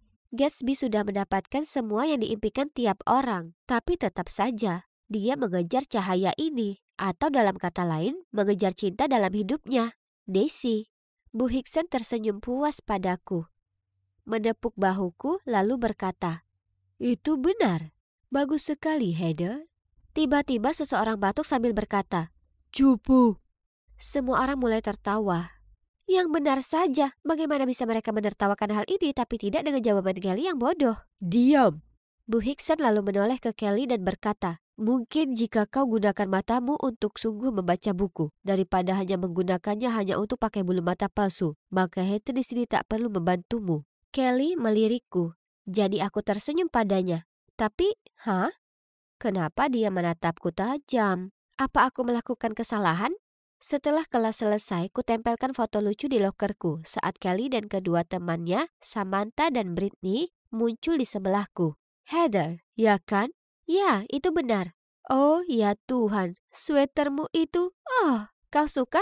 Ibuku sangat jelek. Kenapa kau pakai itu? Cuacanya bahkan tidak dingin. Apa cerminmu rusak atau apa? Kalau tidak, kenapa kau memilih pakaian yang tak karuan? Kemudian ketiganya mulai tertawa. Apa maksudmu? Aku dandan seperti Jess di New Girl. Dia terlihat menawan, bukan? Ini malah membuat mereka tertawa lebih keras. Sementara aku masih bingung dengan apa yang baru saja terjadi, ada cewek bernama Taylor datang menghampiri. Hai. Aku tak sengaja dengar yang kalian bicarakan tadi. Sebenarnya, New Girl tamat beberapa tahun lalu, jadi gayanya ini agak ketinggalan zaman. Coba nonton Emily in Paris. Itu yang sedang tren sekarang. Oh ya Tuhan, aku tak terpikir itu. Pantas saja cewek di bus tadi. Oh, tunggu. Pantas saja semua orang di sekolah menatapku aneh. Mereka pasti mengira aku datang dari masa lampau atau semacamnya. Dan kau sebaiknya hati-hati. Kelly dan gengnya suka mengganggu yang lain. Dan kurasa kau adalah target baru mereka. Oh, jadi tatapan Kelly di kelas tadi bukan hanya tatapan biasa. Tapi memangnya kenapa? Trims, tapi aku tak takut dengan mereka. Aku paham tipe cewek jahat seperti ini. Mereka menggonggong tapi tak menggigit. Jadi malam itu aku maraton nonton Emily in Paris. Itu sangat apik. Ku pelajari gaya fashionnya dan ku kombinasikan beberapa pakaian. Kulihat diriku di cermin dan oh ya ampun, aku memang terlihat berbeda. Hari berikutnya di sekolah, tak ada seorang pun yang menatapku lucu. Bagaimana? Saran Taylor sangat membantu. Di akhir pekanku yang pertama, telah kujadikan diriku sendiri murid kesayangan guru. Terdengar hebat, ya? Percaya padaku, tidak demikian. Setiap kali guru memujiku, Kelly dan teman-temannya memberiku pandangan sinis. Lalu kutemukan catatan menempel di lokerku mengatakan, kau orang aneh. Tepat saat itu, Kelly dan teman-temannya berjalan melewatiku cekikikan. Dengan marah ku sobek catatan itu dan memberitahu mereka, kalau kau taruh komentar jahat di lokerku, paling tidak tulislah dengan benar. Aneh kurang huruf H. Mereka langsung berhenti tertawa dan bergegas pergi supaya tak seorang pun tahu kalau itu ulah mereka. Astaga, mereka menyebalkan sekali. SMA ternyata tak seperti yang kuharapkan. Kukira aku akan jadi salah satu anak yang keren, bukan jadi anak yang diganggu. Kemudian beredar informasi kalau aku dulunya homeschooling. Jadi Kelly mulai membuat lelucon. Apa orang tuamu membuatmu tetap di rumah karena kau ini aneh? Ya, paling tidak berkat homeschoolingku aku tak menjawab pertanyaan dengan bodoh di kelas sastra. Aku balas menghardik. Dia berhenti tertawa dan menatapku kebingungan. Setelahnya, mereka masih terus saja dengan lelucon kekanakannya di setiap kesempatan yang ada. Tapi aku berusaha keras mengabaikannya. Tapi suatu hari, mereka bertindak terlalu jauh. Aku masuk kelas dan melihat gambar karikatur besar di papan itu. Itu aku. Oh ya Tuhan, Heather, potretmu tampak luar biasa. Dan seluruh kelas tertawa terbahak-bahak. Beraninya dia. Kau macam-macam dengan cewek yang salah kali ini, Kelly. Sore itu aku pulang dan dengan gigih mencari cara untuk balas dendam ke cewek-cewek jahat itu. Bingo. Ku keluarkan laptopku dan mulai sibuk kerja. Dan setelah semalam saja, berhasil kubajak semua akun sosmed mereka, termasuk iCloud mereka dan temukan banyak sekali barang bagus. Jadi kali berikutnya mereka macam-macam denganku, aku sudah siap. Dan tak butuh waktu lama sampai teman-teman Kelly menghentikanku di lorong lagi. Tak bisakah rokmu itu lebih panjang lagi? Ya, nenekmu menelpon. Ia ingin pakaiannya dikembalikan. Tiba-tiba semua orang berkumpul mengelilingi kami untuk lihat apa yang terjadi. Waktu yang tepat. Sekarang aku punya penonton. Mari kita beri cewek-cewek jahat ini ganjaran dari perbuatan mereka sendiri. Rambut yang cantik, Samantha. Beritahu aku, seberapa sering kau harus semir rambutmu supaya tak ada yang tahu sebenarnya rambutmu merah? Apa yang barusan kau bilang? Oh, dan Britney, operasi hidung yang bagus. Apa?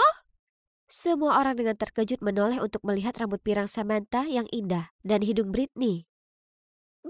Bagaimana? Britney tergagap lalu menarik lengan Samantha dan mereka kabur dari lokasi. Yap, sudah kupelajari semua masa lalu mereka yang memalukan lewat foto-foto yang kubajak kemarin. Setelah itu, Samantha dan Britney tak berani menggangguku. Namun kemudian ketiganya masih saja mengganggu orang lain. Lalu, tak bisa kutahan kesalku lagi saat kulihat mereka memperolok Taylor. Hei, tinggalkan dia sendiri. Kelly berbalik menyeringai. Apa orang tuamu tak mengajarimu kalau tak sopan menyela saat orang lain berbicara? Atau mereka juga berpendapat aneh soal itu? Oh, jadi itu yang ingin dia lakukan. Tak masalah buatku, teruskan. Nah, ngomongin orang tua, gimana kabar orang tuamu, Kelly? Oh, tunggu, bukankah mereka akan cerai? Senyum lebar Kelly langsung lenyap dan tergantikan dengan tatapan penuh ketakutan. Lalu dia langsung kabur tanpa berkata apapun, meninggalkan teman-temannya yang juga kaget. Itu benar, kulihat postingan pribadi yang panjang tentang orang tuanya yang akan cerai di Facebook. Itu pasti caranya untuk mengekspresikan pikirannya, tapi sikap buruknya itu jadi bumerang. Setelah cewek-cewek jahat itu pergi, Taylor berterima kasih padaku dan beberapa murid lainnya mengelilingiku dan memujiku karena telah membela diri melawan Kelly dan kelompoknya. Sejak saat itu, cewek-cewek jahat itu menghindariku seperti wabah. Dan seperti itulah, aku berubah dari cewek culun yang bersekolah di rumah jadi cewek keren dan populer yang punya nyali untuk melawan cewek-cewek jahat itu. Rasanya menakjubkan. Lalu suatu hari, aku ke kamar mandi selama kelas berlangsung dan kudengar ada seseorang di bilik sedang menangis. Dia sedang bicara di telepon. Kumohon Bu, tolong jangan cerai. Tak bisakah ibu dan ayah berusaha pertahankan demi aku? Oh ya ampun, apa mungkin itu Kelly? Saat aku cuci tangan, pintu bilik itu terbuka. Dan seperti yang kuduga, Kelly keluar dengan mata merah. Segera saat dia melihatku, dia mengusap air matanya, memandang tak suka padaku. Saat itu, aku tak merasa nyaman. Justru sebaliknya.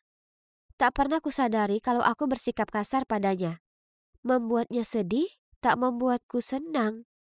Itu juga membuatku tak nyaman. Kelly, aku minta maaf tentang orang tuamu, tapi dia hanya mendengus, lalu beranjak pergi. Kuraih lengannya. Kumohon Kelly, aku tak bermaksud menyakitimu. Kelly menatap mataku lalu berkata, tapi kau lakukan itu. Aku tahu, aku minta maaf. Aku tak berpikir lurus. Aku terus minta maaf padanya, dan setelah beberapa waktu ia akhirnya berkata, ya, kurasa aku juga cukup jahat padamu. Kami akhirnya ngobrol dan dia cerita padaku kalau mengganggu orang lain membuatnya merasa lebih baik atas kondisi keluarga yang dihadapinya dengan sulit. Jadi, aku terbuka padanya tentang betapa gugupnya aku mulai bersekolah. Kami pun ngobrol hangat dan suasana jadi cair di antara kami. Jadi, kalian tahu sejak momen itu semua di antara kami dan juga para cewek jahat itu menjadi baik. Oh, tunggu. Mereka bukan lagi para cewek jahat. Hanya Kelly, Samantha, dan Britney. Mereka telah belajar kalau tindakan mereka terhadapku dan murid lain itu tak baik. Dan mereka akhirnya paham rasanya ditertawakan. Jadi mereka tak lakukan itu lagi ke orang lain. Jadi pada akhirnya SMA berubah menjadi cukup menakjubkan. Seperti yang sudah kubayangkan. Tapi bahkan lebih baik.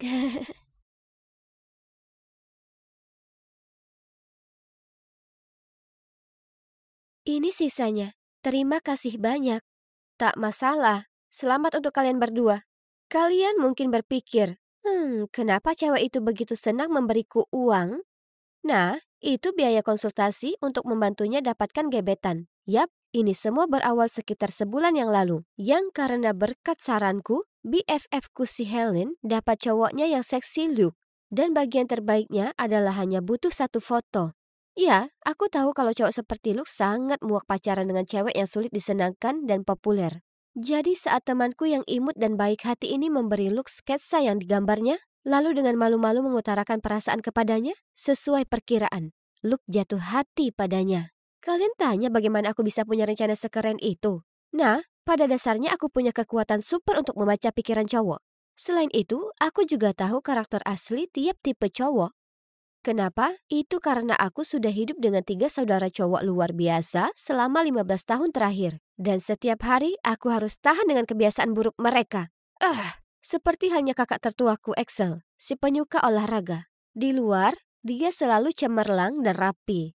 Tapi di rumah, dia tak pernah bereskan kamarnya dan pernah seminggu penuh tak mandi. Iu.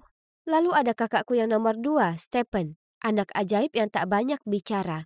Kecuali dia ada di rumah, maka dia tidak akan berhenti membual akan segala sesuatu di dunia ini. Aku bersumpah, aku tak pernah melihatnya diam lebih dari 1 menit. Lalu yang terakhir adalah adikku yang paling kecil, Gavin, si anak ramah. Helen kira dia itu sangat baik dan gentleman. Tapi dia tak melihatnya di rumah ketika selalu menggodaku dan mencuri makananku. Ya Tuhan, hanya membicarakan itu membuat darahku mendidih. Jadi katakan, apa aku belum memenuhi syarat untuk buka layanan konseling hubungan dengan pengetahuan yang luas tentang laki-laki?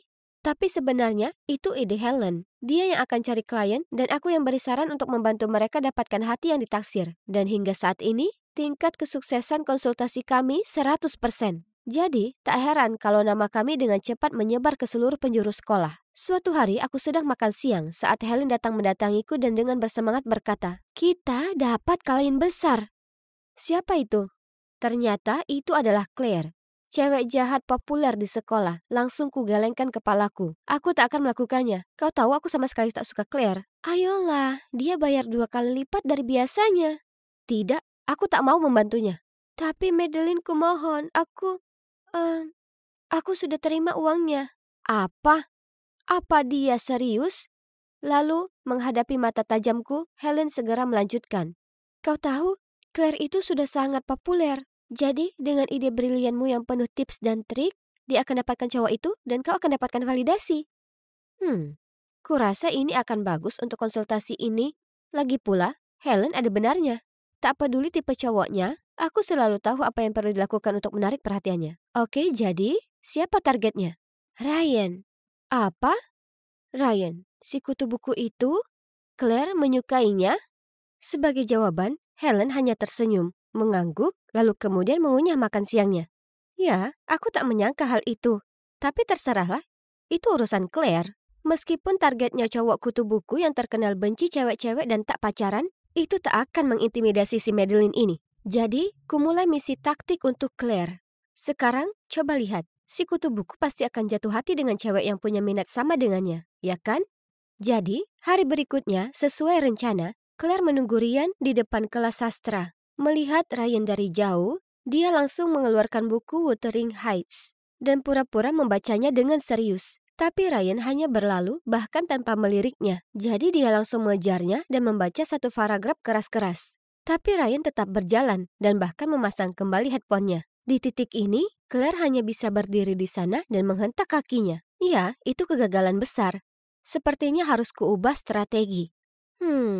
Bagaimana kalau Lego? Maksudku, kutu buku mana yang tak suka itu? Dengan pemikiran ini, kuhabiskan sepanjang hari membantu Claire merakit model Hogwarts untuk diberikan ke Ryan. Dia dengan bangga menunjukkan mahakaryanya itu. Tapi Ryan bergumam, "Tidak, terima kasih." Lalu berlalu pergi, meninggalkan Claire dengan wajah kebingungan. Dan begitu seterusnya. Dari mulai menyuruh Claire memberinya kue Star Wars, sampai menempelkan foto dirinya berpakaian Black Widow di lokernya. Trik-trikku tak ada yang berhasil ke Ryan. Ya Tuhan, kenapa cowok ini aneh sekali? Beberapa hari kemudian, saat ku taruh bukuku di loker, Claire muncul dan berkata dengan licik, "Layanan macam apa yang kalian berikan? Ini sudah berminggu-minggu. Kenapa Ryan belum juga memperhatikanku?" Perlahan tapi pasti, teruslah melakukannya. Percaya padaku. Mempercayaimu? Aku hanya akan memberimu seminggu lagi. Jika kau tak bisa menyelesaikan tugas pada saat itu, aku akan pastikan semua orang tahu betapa buruk saran-saranmu itu. Lalu dia pergi. Dasar anak sombong menyebalkan. Tapi aku bisa apa? Aku harus menyelesaikan tugas. Kalau tidak, layanan konsultasiku harus berakhir. Lagi pula, Madeline ini tak bisa gagal begitu saja. Dan itulah saat aku dapat ide. Seperti yang kalian lihat, Ryan sedang asik menulis esai di laptopnya. Dan ada aku, Claire, dan Helen duduk di meja terdekat. Pura-pura baca buku. Padahal pada nyatanya, kami mengawasi pergerakan Ryan. Tiba-tiba, Ryan berteriak, yang membuat seluruh orang di perpustakaan tersentak dan akibatnya dapat tatapan marah dari pustakawan. Lalu Claire melenggang ke arahnya dan dengan suara manis berkata, "Hei Ryan, apa semuanya baik-baik saja?" "Tidak, laptopku rusak. Esaiku yang penting ada di sana dan aku belum menyimpannya. Ini tak mungkin terjadi." Dia memencet-mencet tombolnya. "Akan kuperiksa, aku cukup jago dengan komputer." Dia menunduk di depan laptop itu. Tiba-tiba, laptop Ryan mengeluarkan suara dan kembali menyala. Dan esai itu baik-baik saja. Wah, siapa sangka kalau cewek seksi seperti Claire bisa jadi ahli IT, ya kan? Ryan mengucapkan terima kasih banyak pada Claire dan bahkan mengundangnya makan siang. Aha, sukses akhirnya. Tapi, hey, jangan bilang padaku kalau kalian juga percaya Claire tahu banyak soal komputer. Tentu tidak. Itu semua berkat kakakku Stephen. Dia menunjukkan padaku cara cepat menginstal software untuk membuat komputer seolah rusak. Jadi kugunakan di laptop Ryan saat dia pergi mengambil buku. Kakakku juga tunjukkan padaku kode rahasia untuk membuatnya bisa bekerja lagi secepat kilat. Dan kusampaikan hal ini ke Claire. Akhirnya, misi tersulit yang pernah kuhadapi beres. Claire dan Ryan sudah resmi pacaran. Aku ingin merayakannya, jadi aku berencana pergi nonton dengan Helen. Tapi kemudian Luke memberinya kejutan tiket ke taman hiburan dan Helen batal ikut untuk bisa pergi dengannya. lebih penting teman daripada pacar. Jadi, disinilah aku sendiri. Bisa dibilang suasana hatiku sedang tidak baik. Tapi yang membuatnya lebih parah lagi, pasangan yang duduk di belakangku terus saling menggoda. Berciuman dengan keras dan bahkan menendang kursiku. Aku tak tahan lagi. Aku berbalik dan hendak mengomeli mereka berdua. Hah? Itu adalah Claire dan Jackson, si pembuat onar di kelas matematika. Mereka berdua juga panik saat mereka melihatku. Apa ini? Bukannya dia baru saja minta aku membantunya dapatkan Ryan? Sebelum bisa kutanyakan apa yang terjadi, dia menarikku ke lobi. Kau sebaiknya tutup mulut soal ini, kalau tidak. Aku tak paham. Kukira kau menyukai Ryan. Yang benar saja. Tentu saja aku tak benar-benar suka si kutu buku itu. Aku hanya memanfaatkannya. Jika kau beritahu siapapun soal ini, kupastikan layanan konsultasimu akan berakhir. Apa? Apa dia mengancamku? Ya, memang benar dia membayar untuk jasa layanan. Tapi itu tak berarti aku terima kalau dia memanfaatkanku untuk tujuan jahat. Aku tak bisa diam saja dan menyaksikan Claire mempermainkan perasaan Ryan seperti ini. Jadi, kutinggalkan bioskop dan pergi ke rumah Ryan. Segera saat dia membuka pintu, kuceritakan padanya yang sebenarnya. Dia terlihat kesal akan hal itu, lalu berteriak menyuruhku pergi. Tolonglah Ryan, kita tak bisa biarkan dia lolos begitu saja. Kita perlu memberinya pelajaran. Dia memikirkan hal ini, lalu akhirnya mengangguk dan dengan ketus berkata, "Ya, sudah, terserah." Untungnya, di akhir pekan itu, orang tua Claire mengundang Ryan ke rumah untuk makan malam. Sekarang, biarkan rencana pembalasan dimulai. Ini Claire. Ponselku mati, jadi kupinjam punya adikku untuk mengirim pesan padamu. Datanglah dalam 15 menit. Aku sangat merindukanmu. Oke, dalam perjalanan, mencintaimu, X. Aku sedang memikirkan rencana itu sekali lagi. Lalu tiba-tiba kulihat seseorang menyelinap dekat jendela kamar Claire. Itu Jackson. Dengan cepat dia memanjat ke kamar Claire. Lalu kukirim pesan ke Ryan.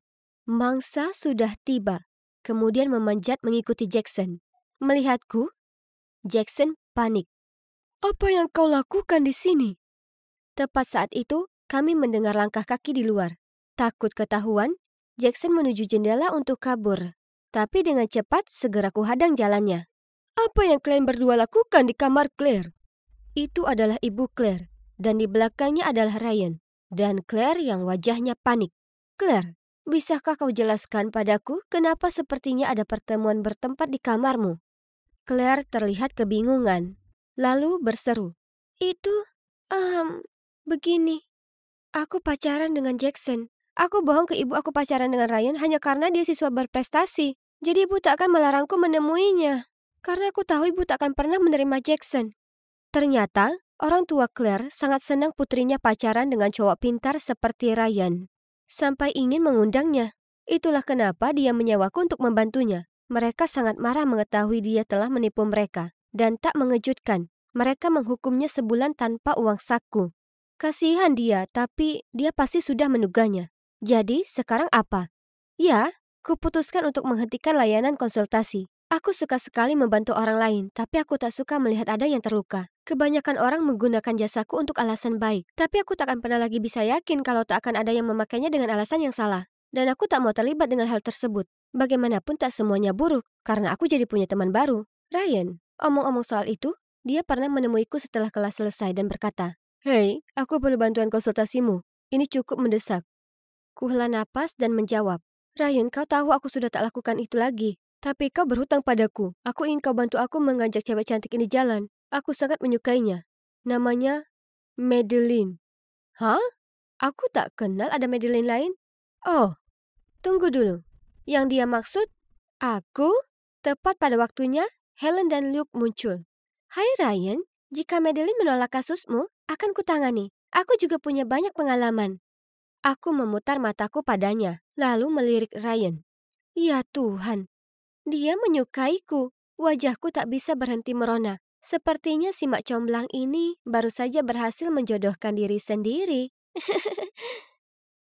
Wow, kontes balet internasional diadakan di New York tahun ini. Ya Tuhan, itu pasti spektakuler. Tapi...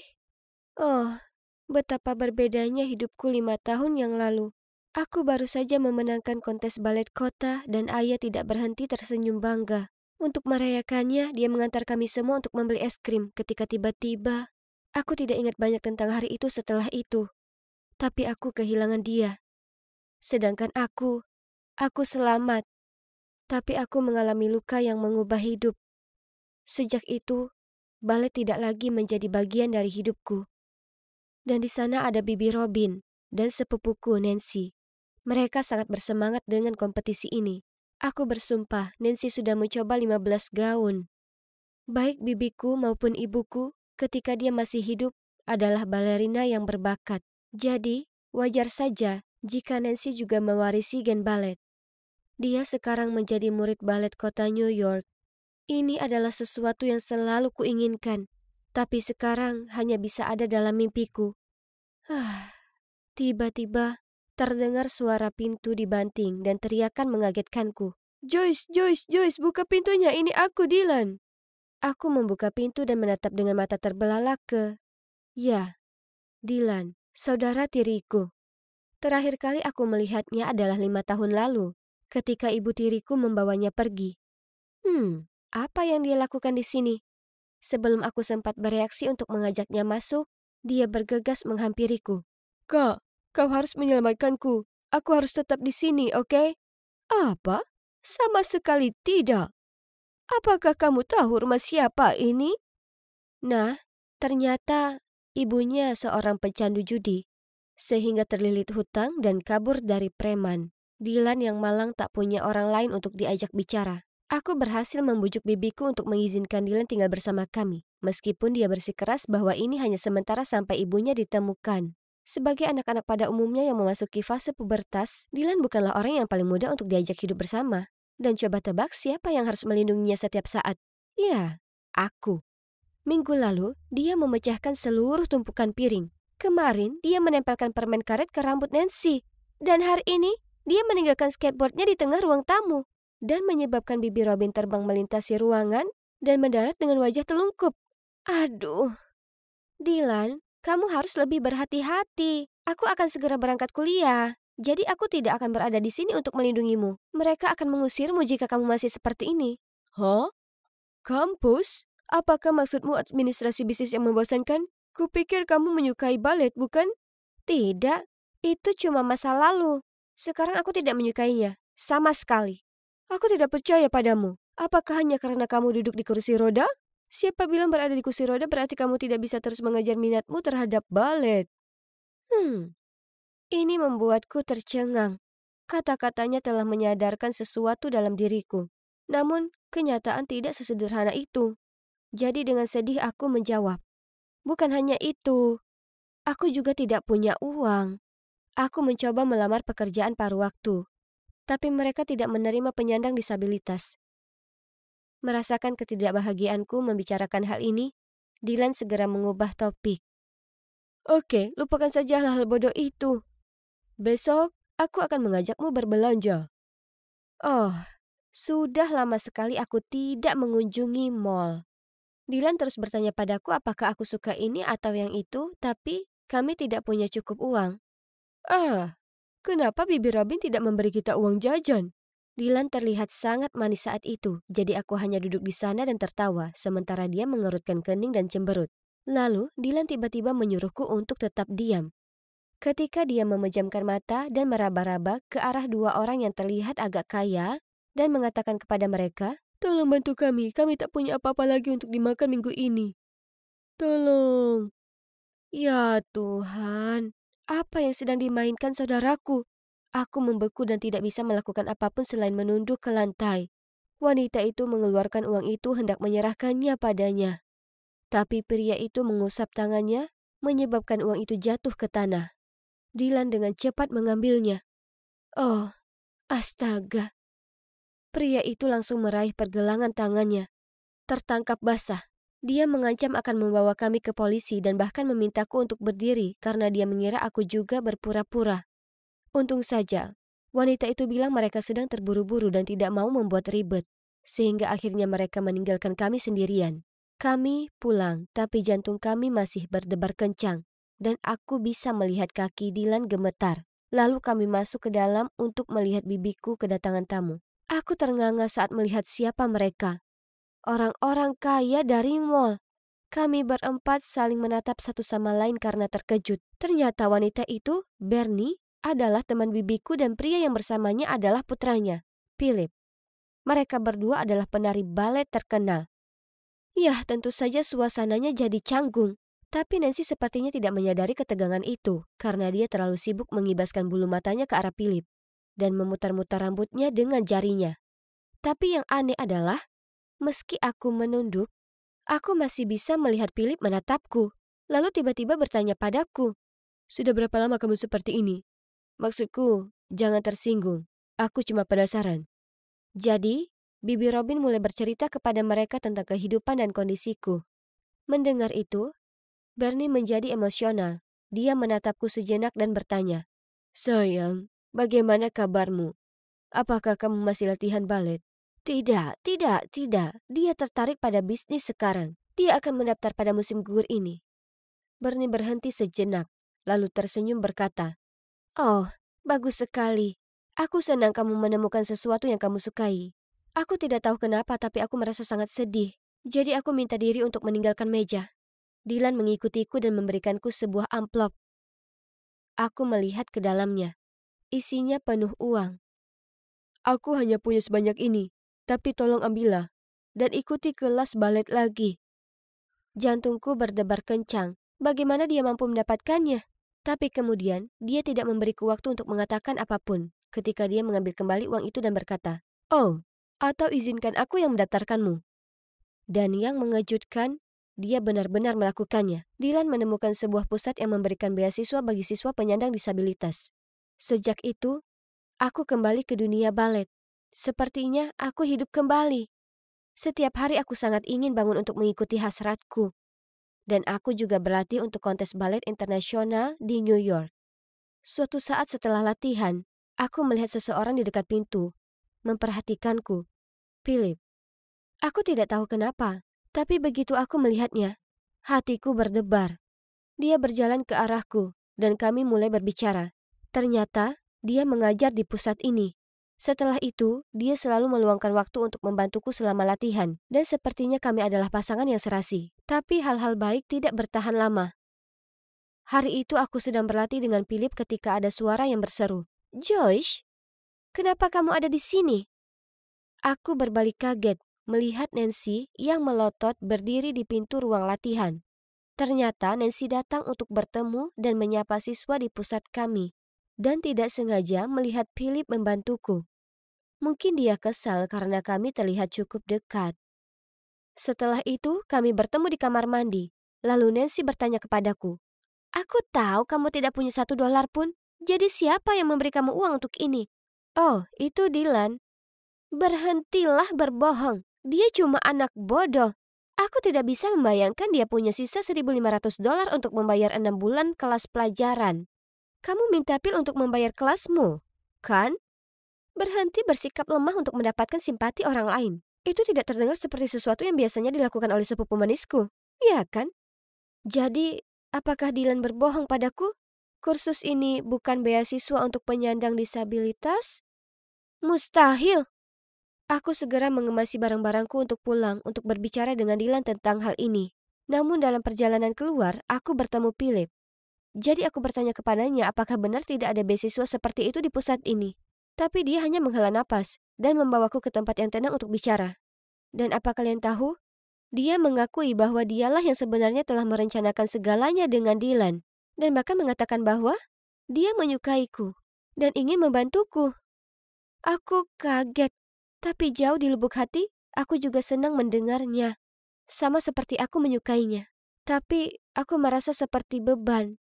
Dan Nancy juga menyukainya, jadi aku menolaknya. Nancy tidak lagi sama setelah itu.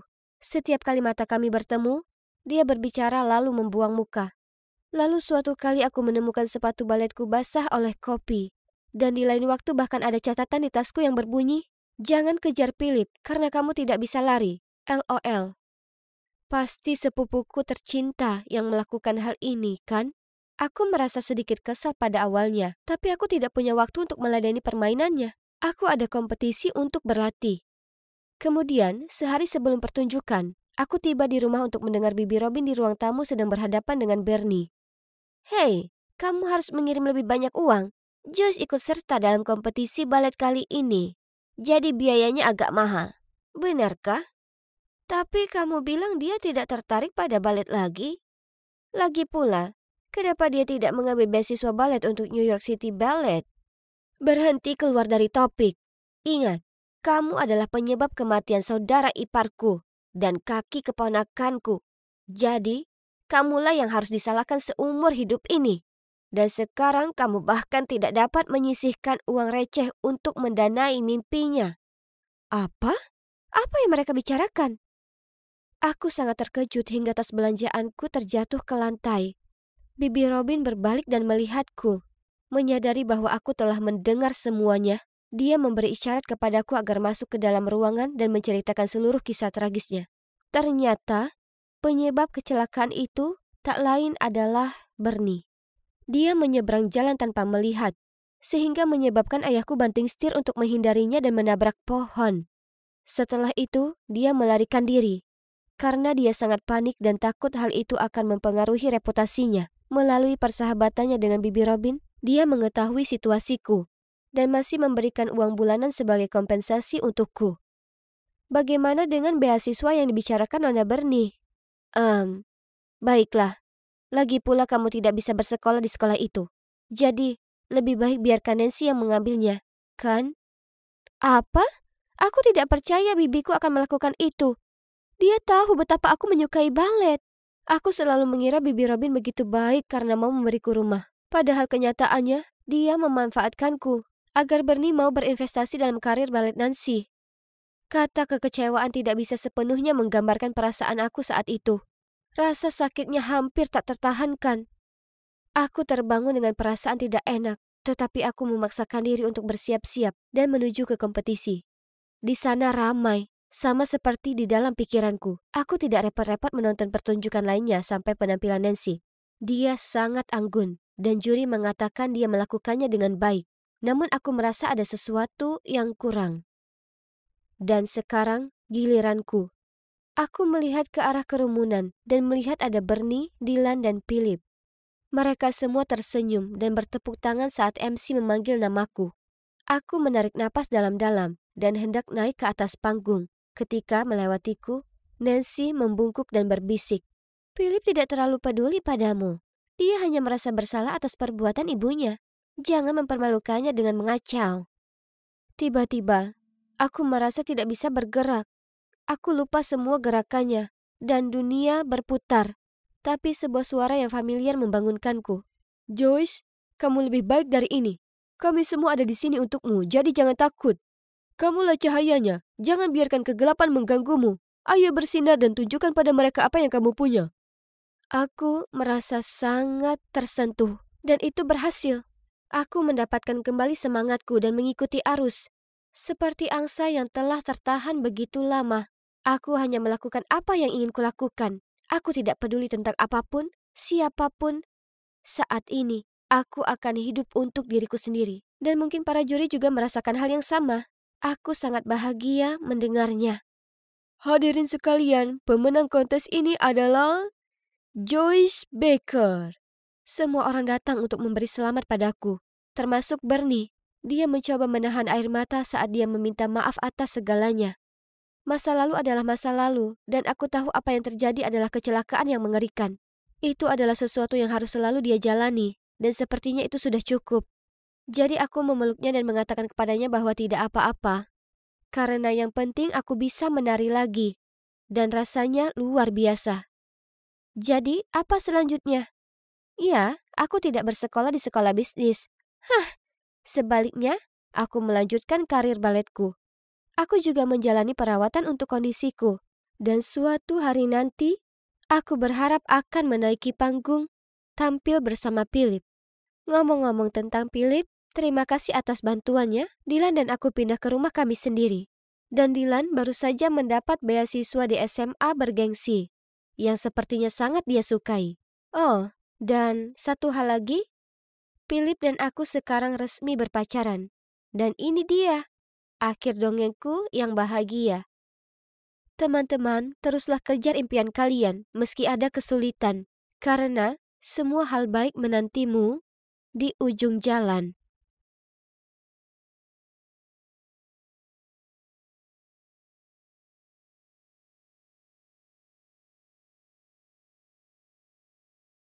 Ini hari pertamaku di SMA, dan tentu saja kuatasi dengan baik. Maksudku, siapa yang tak ingin berteman dengan orang secantik dan seramah aku? Saat makan siang, aku sudah punya banyak teman baru, dan semua orang berkerumun mengelilingiku untuk mendengar cerita tentang hidupku yang luar biasa. Aku segera jadi sangat populer di sekolah. Aku ini si cantik berambut pirang yang mempesona. Apa kalian tahu bagian terbaiknya? Cowok-cowok mulai memperhatikanku juga.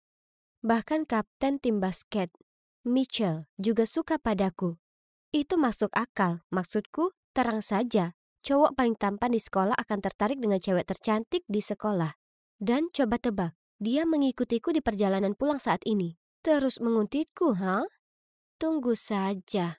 Sepertinya kehidupanku yang baru di sekolah ini akan jadi luar biasa. Nah, Mia, itu bukan pertanyaan mudah, tapi kau menjawabnya dengan sangat tepat. Kerja bagus. Lihat kan, tak hanya berparas cantik, aku juga salah satu murid terpintar di sekolah. Para penggemarku bertambah dan bertambah. Sepertinya semua orang ingin habiskan waktu dengan orang sesempurna aku.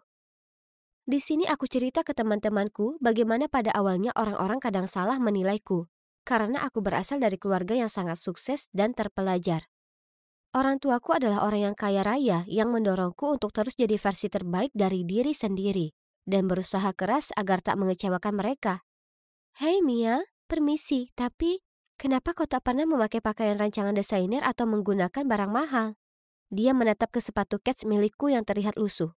Aku mengerti kenapa ini terlihat sedikit aneh, tapi asal kalian tahu, aku berpakaian seperti ini karena orang tuaku menekankan pentingnya bersikap rendah hati. Begitu juga cara hidupku. Kebaikan itu lebih baik daripada kecantikan, ya kan? Kemudian ku keluarkan ponselku dan tunjukkan ke mereka nilai-nilaiku dari sekolah lamaku. Semua orang terkesiap melihatku karena begitu sempurna.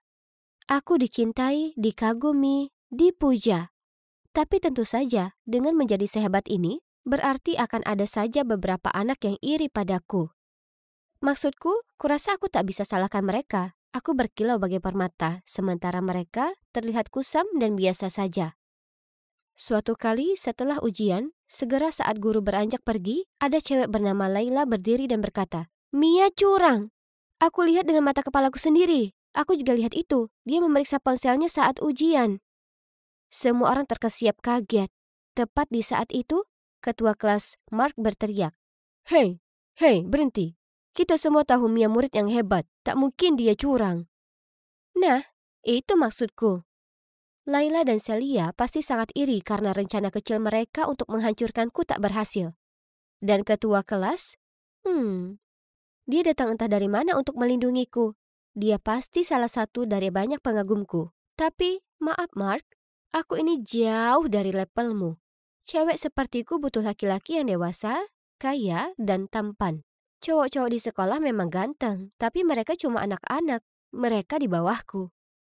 Suatu kali aku sedang buru-buru dan tak punya banyak waktu untuk memeriksa lokerku. Jadi tanpa sengaja aku bawa buku paket yang salah ke kelas. Menyadari kesalahanku, Laila dan Celia langsung ikut campur. Apa ini? Kami kira nona sempurna ini tak pernah mengacaukan apapun. Aku bahkan tak punya kesempatan untuk berkata apapun, karena cewek bernama Beatrice ini angkat bicara. Hei, hentikan! Siapa sih yang tak membuat kesalahan sesekali, ha? Ini, kau bisa berbagi milikku. Oh wow, cewek ini cukup baik. Senang rasanya punya sekutu untuk menghadapi Laila dan Celia. Jadi, saat makan siang aku bergabung di meja Beatrice. Kita mulai ngobrol dan jelas dia terpesona dengan betapa menakjubkannya hidupku. Hebat, sekarang aku punya pendamping yang setia. Hey Beth, bantu aku mengerjakan PR hari ini, oke? Lagi? Aku harus menghadiri pesta penting dengan orang tuaku malam ini. Akan ada para politisi dan plutokrat. Aku tak punya waktu mengerjakan PR. Sekarang aku harus pulang lebih awal untuk berganti pakaian dan berdandan. Bye. Aku tak perlu menoleh untuk tahu wajahnya yang lucu kebingungan. Dia terlihat seperti itu setiap kali ku minta mengerjakan PR-ku. Tapi itu sepadan, ya kan Beatrice? Dia bisa bergaul dengan anak ajaib paling keren di sekolah. Aku. Jadi, sedikit PR tambahan adalah hal murah untuk membayar privilege seperti itu. Kalian tahu, bagiku, PR itu remeh. Aku cuma tak punya waktu untuk itu. Harus kuakui, kalau punya Beatrice di dekatku itu sangat nyaman. Dia memastikan nilaiku tetap tinggi di kelas, memberiku waktu untuk bermain polo, bermain ke klub golf, dan menghadiri acara amal bersama orang tuaku. Dia juga membiarkan aku meminjam gaunnya, make-upnya, dan sepatu hak tingginya yang sangat cantik. Teman-temanku mengagumiku, yang asing mengidolakanku, dan guruku memujaku, dan aku punya sahabat yang luar biasa setia. Hidup begitu sempurna. Hingga suatu hari, saat aku sedang melenggang di sepanjang lorong, kuperhatikan ada yang aneh. Orang-orang tak memberiku pandangan memuja seperti biasanya. Sebaliknya, mereka memalingkan muka terhadapku. Hah? Apa yang terjadi? Hei Beatrice, apakah tahu apa yang terjadi? Orang-orang bersikap sangat aneh. Dia hanya mengangkat bahu. Aku tak tahu, kita lihat saja. Ku coba untuk meyakinkan diri kalau ini bukan masalah besar. Tapi tak bisa kuhilangkan perasaan ada sesuatu yang tak beres. Kemudian pada hari itu, ketakutan terburukku terbukti. Saat aku memasuki kelas, Mark mendatangiku dan melambaikan ponselnya di depan wajahku. Permainan yang bagus dan sempurna. Ternyata kau ini pembohong besar. Kulihat ponselnya dan melihat postingan panjang dan banyak sekali foto terlampir. Ada judul besar mengatakan, kenyataan tentang Mia si pembohong, dan tiap foto dilengkapi dengan keterangan. Rumah Mia sebenarnya sangat biasa saja. Dia tinggal di sini dengan kakek neneknya. Tak ada mansion mewah atau orang tua kaya raya. Saat Mia baru saja masuk sekolah, dia berteman dengan semua orang, membual tentang ketenaran, keberuntungan, dan popularitasnya. Aku tak tahu siapa dia, jadi bagaimana jika kita berbagi saja jalan yang sama menuju halte bus? Siapa bilang aku berniat berkenalan dengannya? Transkrip nilai dari sekolah lamanya bahkan bukan miliknya. Dia hanya mengedit namanya di atasnya. Setiap kali dia berdiri untuk menjawab pertanyaan atau mengerjakan tes, dia curang supaya mendapatkan nilai yang baik. Ya Tuhan, semua ini. Bagaimana mereka tahu? Rasanya jantungku tercekat di tenggorokan dan kepalaku berputar-putar. Mataku kabur saat kulihat Laila dan Celia mendekatiku. Aku menatap mereka terkejut. Mia, jujur, kami tak membencimu. Hanya saja kami menyadari ceritamu itu konyol, jadi kami putuskan untuk mencari tahu kebenaran. Itu benar, tapi kau memang benar-benar menutupi jejakmu. Kami tak temukan apapun. Tunggu dulu. Jadi, siapa yang menemukan bukti-bukti ini? Aku. Tepat saat itu, sahabatku muncul, diikuti dengan guru wali kelas. Mia, aku tahu kau pikir aku orang putus asa yang bisa kau kendalikan. Tapi tidak. Aku segera mengetahui semua yang kau katakan itu bohong. Jadi kukumpulkan bukti untuk membuktikannya. Semua orang melongo padaku dengan kecewa. Aku merasa sangat kebingungan karena situasi tersebut. Ini tak mungkin terjadi. Kucubit lenganku. Aduh, itu sama-sama terasa sakit dan nyata seperti apa yang terjadi di depan mataku saat ini. Beatrice melanjutkan, tak baik untukmu hidup dalam kebohongan seperti ini. Kau ini siapa? Gambaran realita mulai membanjiri pikiranku, membuat otakku rasanya seakan mau pecah. Kupegangi kepalaku dan berlari keluar kelas. Saat kubuka mataku, kudapati diriku sedang di rumah sakit. Wali kelas sedang duduk di sampingku dan kakek nenekku juga ada di sana. Mereka semua tampak sangat kecewa. Mia, kepala sekolah sangat marah dan akan mengeluarkanmu. Tapi Beatrice dan temannya yang meyakinkan beliau untuk membiarkanmu tetap sekolah. Apa? Beatrice? Tapi dia orang yang mengungkapku. Menyadari keterkejutanku, guru tersebut melanjutkan. Setelah melihat reaksimu, Beatrice sadar kalau mungkin kau punya masalah psikologis. Jadi dia meyakinkan kami untuk membantu membawamu ke rumah sakit untuk diagnosa. Aku memandang kakek dan nenekku. Mereka semua menangis. Tak disangka, tangisku pecah. Kudambakan kehidupan impian penuh dengan ketenaran, kekayaan, dan para pengagum. Sampai-sampai kubuat gambaran diriku sendiri di realita lain. Aku juga begitu terhanyut dalam skenario ilusi itu. Sampai aku lupa dengan realitaku sendiri. Ini terjadi bulan lalu, dan saat ini aku sedang dalam pengobatan untuk delusiku, dan juga menemui terapis. Sekarang aku dalam perjalanan menemui Beatrice, Laila, Celia, dan Mark. Tidak, aku tak mengada-ngada. Aku sungguhan menemui mereka. Oh astaga, itu mereka. Ini menakutkan, tapi ada sesuatu yang harus kulakukan. Jadi ku tarik napas dalam-dalam, kemudian mengikuti saran terapisku. Aku bicara dari lubuk hatiku. Hai guys, terima kasih sudah datang. Pertama-tama, aku mau minta maaf karena berbohong. Nyatanya, aku hidup dengan begitu banyak kebohongan sampai tak bisa lagi membedakan mana yang nyata dan tidak. Terapisku membantuku sadar kalau semua ini berawal setelah aku kehilangan orang tuaku. Sebagian bawah sadarku putus asa mendambakan kehidupan impian ini, sampai kuciptakan hidup baru. Dengan cara ini aku tak harus terima kenyataan, yaitu orang tuaku telah tiada, dan aku hidup dengan kakek nenekku yang miskin. Setelah selesai bicara, kupandang mereka semua. Setengah bersiap mereka akan memakiku atau apa, tapi sebaliknya. Beatrice tersenyum padaku dan berkata, butuh banyak keberanian untuk datang ke sini dan mengatakan itu. Aku juga minta maaf. Seharusnya aku tak mengucilkanmu seperti itu, tapi aku tak tahu kau sedang sakit. Sama, aku bangga padamu. Aku juga. Aku juga. Sekarang, kapan kita pesan kuenya? Jadi, sekarang bagaimana? Ya, aku masih minum obat dan konsultasi dengan terapisku. Sekarang aku bisa bedakan antara angan-angan dan kenyataan. Dan juga aku kembali bersekolah. Dan para guru serta teman sekelasku semuanya sangat menerima. Lebih baik lagi, aku sekarang punya teman-teman luar biasa yang menyukaiku apa adanya.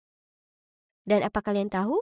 Ternyata hidup dalam kenyataan sebenarnya tidaklah terlalu buruk.